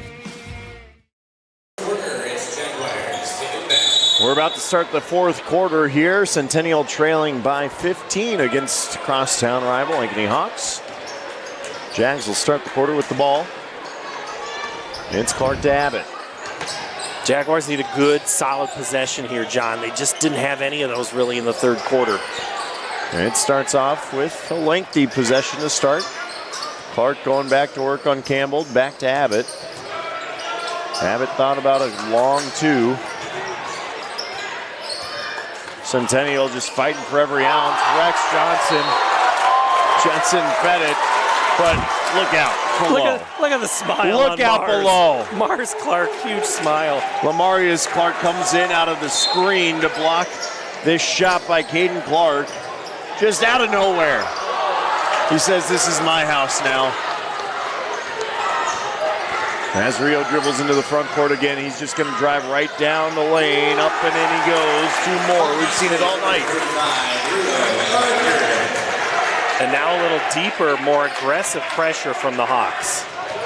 I think Coach Carlson thinking, let's put this one to bed early and get these guys going. And there's a turnover. Rio corrals it once again. Erlmeyer, the steal on that one. He's been everywhere on defense, hasn't he? Spark plug. Erlmeyer for three. Why not? Just short. He's still got to find his touch as he gets used to basketball again. And he knows it. He has a little smirk on his face there. Centennial trying to just find any way to get closer to the rim and not get stuffed by Lamarius Clark if they can. All right, let's see what they can find Abbott here. He's had some good looks from the top. They haven't had many possessions go through him. Not a single player in the post. Abbott drives, draws a little contact, and that's a charge on Abbott. Offensive foul charge number 31, Abbott. His second personal, team 21. His second personal foul. And once again, that's a turnover, and Ankeny can go right back to it. Aguirre, pounded again, nice kick. Campbell for three, short. Coming in out of nowhere was Gloviak, couldn't come away with it, but that press just giving the Jags all sorts of fits right now. There's Clark. He'll take it right to the rack and in. Caden Clark says, you know what, guys, we need to do something about it, and he does. Couple for Clark, but from the corner, it's Gloviak. Gloviak catches the triple. His first three of the night, his fifth point of the night. Nice little hesitation step through there by Casper Bauer. Casper Bauer's first point, so 32nd, we'll just keep it here.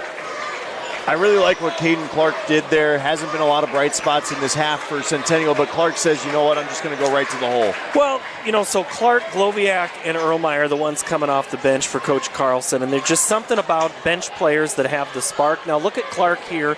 He's behind. He is reaching. There's some officials that will call that, that reach in, but that's a really good look by Caden Clark for Centennial, and aggressive action. I think I want to see the ball go through Abbott more. I know he was called for the offensive foul there, but I still think he is a key part of this for the Jaguars. I know you're looking up at a 16-point deficit here, John, midway through the fourth. You just one possession at a time and see what happens. Absolutely, and I think the other thing, too, is Centennial's got to start trying to establish a little bit more of a post as well. The last couple of possessions, it's been 5 spread. No one in the post, really, and that can create some challenges, too. Well, and that's what a lot of offenses, the big man is just going away from the sport. You don't see it in the NBA. You don't see it in college. You just see a lot of the big man. It's all about shooting the three. Yeah, it is, and, we got a LeBron James dunk earlier shown to us for a nice highlight. You said, does that count? Is that a basketball play anymore in the NBA? And to your point, yeah, it's become a three-point game in a lot of ways, but there's something to be said for old school basketball. Like the press. They broke it with ease, and Ankeny going to answer. Luke Anderson, when you break the press that easily, someone's going to have an open look, and Luke Anderson does not waste the opportunity. 3 more for him, almost 20 points now. It's a 19-point game. Caden Clark, turnaround jumper, does not go. Campbell comes away with it. He'll press it up against the press once again. Gets cut off. Tried to dribble behind the back. Gets broken. Here come the Jags once again. And Aguirre going to foul Sean Tunks. Tunk's going right at Aguirre, and that's a smart play.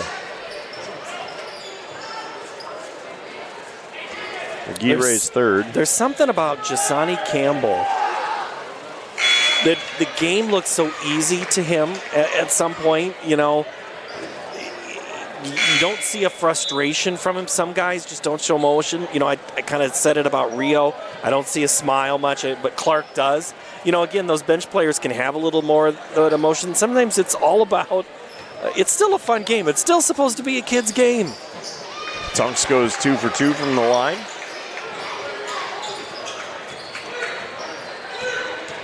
So this is one of those where obviously if it gets far enough, we'll start getting mass substitutions. And maybe Rio will come out at that point then. Might be tough to find, but been really impressed with the way Ankeny's just kind of answered here in the second half. They were only up 3 at the break, and then the third quarter they blew it wide open. And here's Sorensen. Gonna find Aguirre. Aguirre gonna drive. What a kick to Campbell! Campbell won't find an easier bucket. He can give his teammate a fist bump on that one because Aguirre did all the work. Kind of like what Clark cashed in there in the third quarter in that key stretch. Good run by Abbott. Jaguar basket number 31, Evan. Abbott's been the big bright spot here in this second half, or in this game tonight for Centennial. Sophomore growing up quick. Sorensen going back to work to Campbell, back to Sorensen. Double, triple team. We're going to get a timeout, and Carlson has something to say to his team.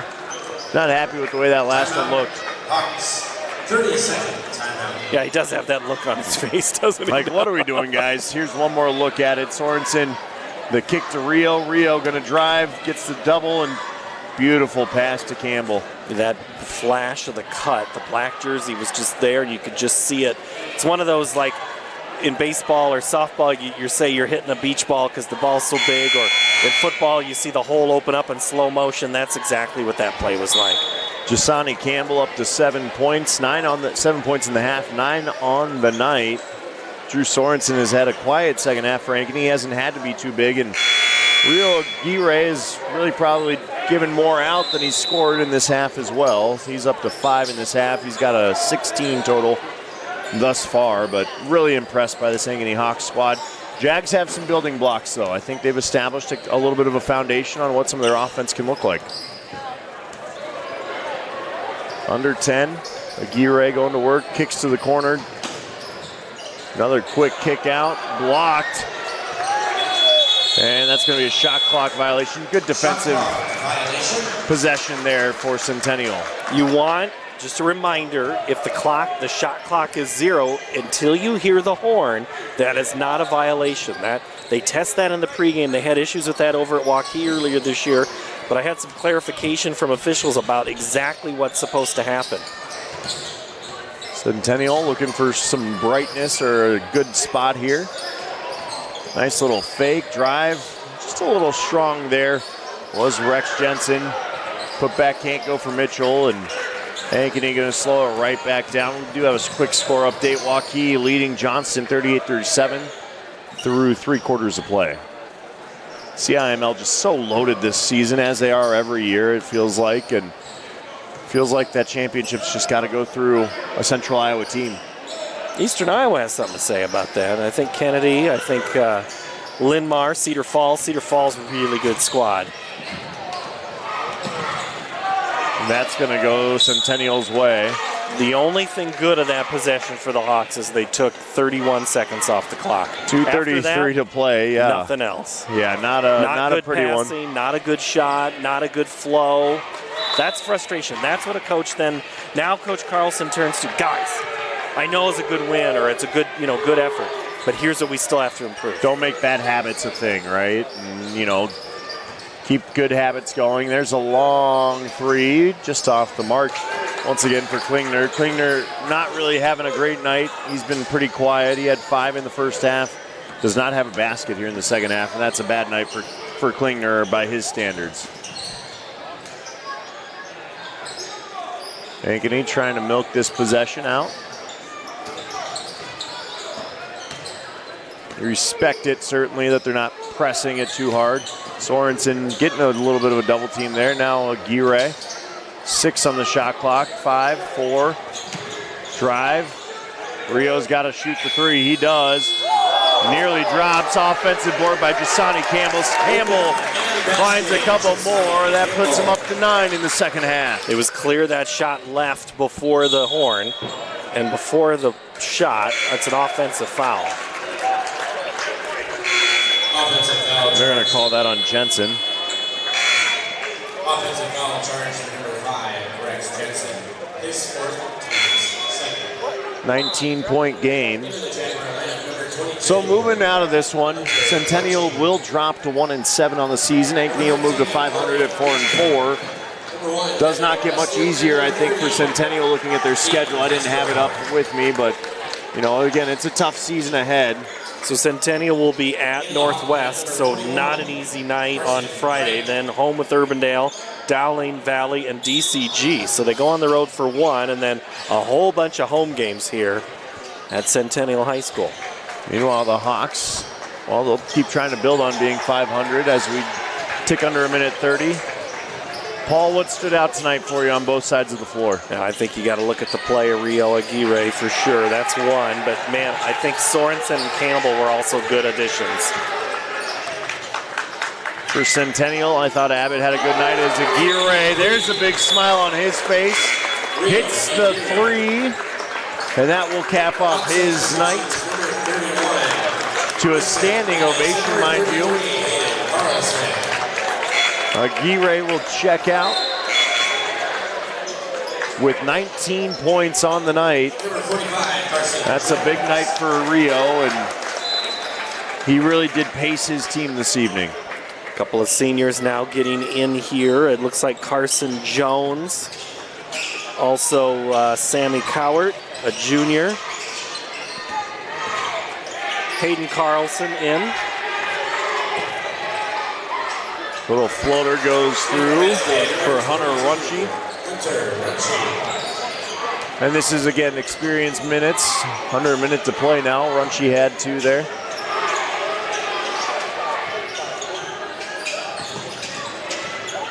Carson Bright there now, kicked out to the corner. Bright again.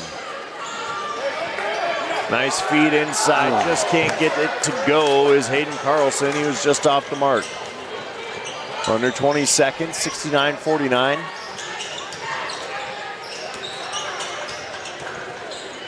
Ooh. That block by Bright. Up and in, nice little lay-in for Casper Bauer. And that will take us out, 69-51 the final. The Ankeny Hawks topping crosstown rival Centennial.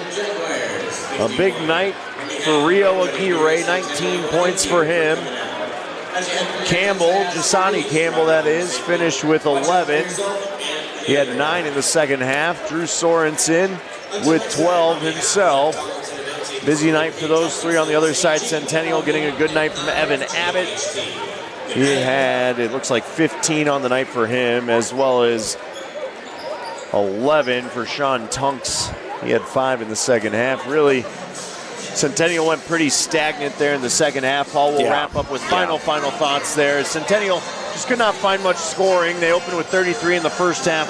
They only managed 18 points in the final 16 minutes of basketball. I think that press really kind of changed this game in the final 2 minutes of that second quarter. Kind of just threw off the offense. Like we said, put sand in the gears, kind of just seemed wobbly from there on. But let's give credit. Drew Sorensen, Jasani Campbell were very good accomplices tonight for Aguirre. And when you have those other guys that score, it makes a world of difference, because when you have to defend 2 guys or 3 guys, it's different than just double or tripling the one. So, you know, Coach Carlson has to feel real good about this squad. 2 good victories on back-to-back nights. And, of course, you also had Luke Anderson chipping in 9, Cale Roush with 7. Really all around a solid performance for Ankeny. They'll look to build on it later on this week. Centennial will look for their second win of the season later on. It does not come tonight again. Once again, the final 69-51.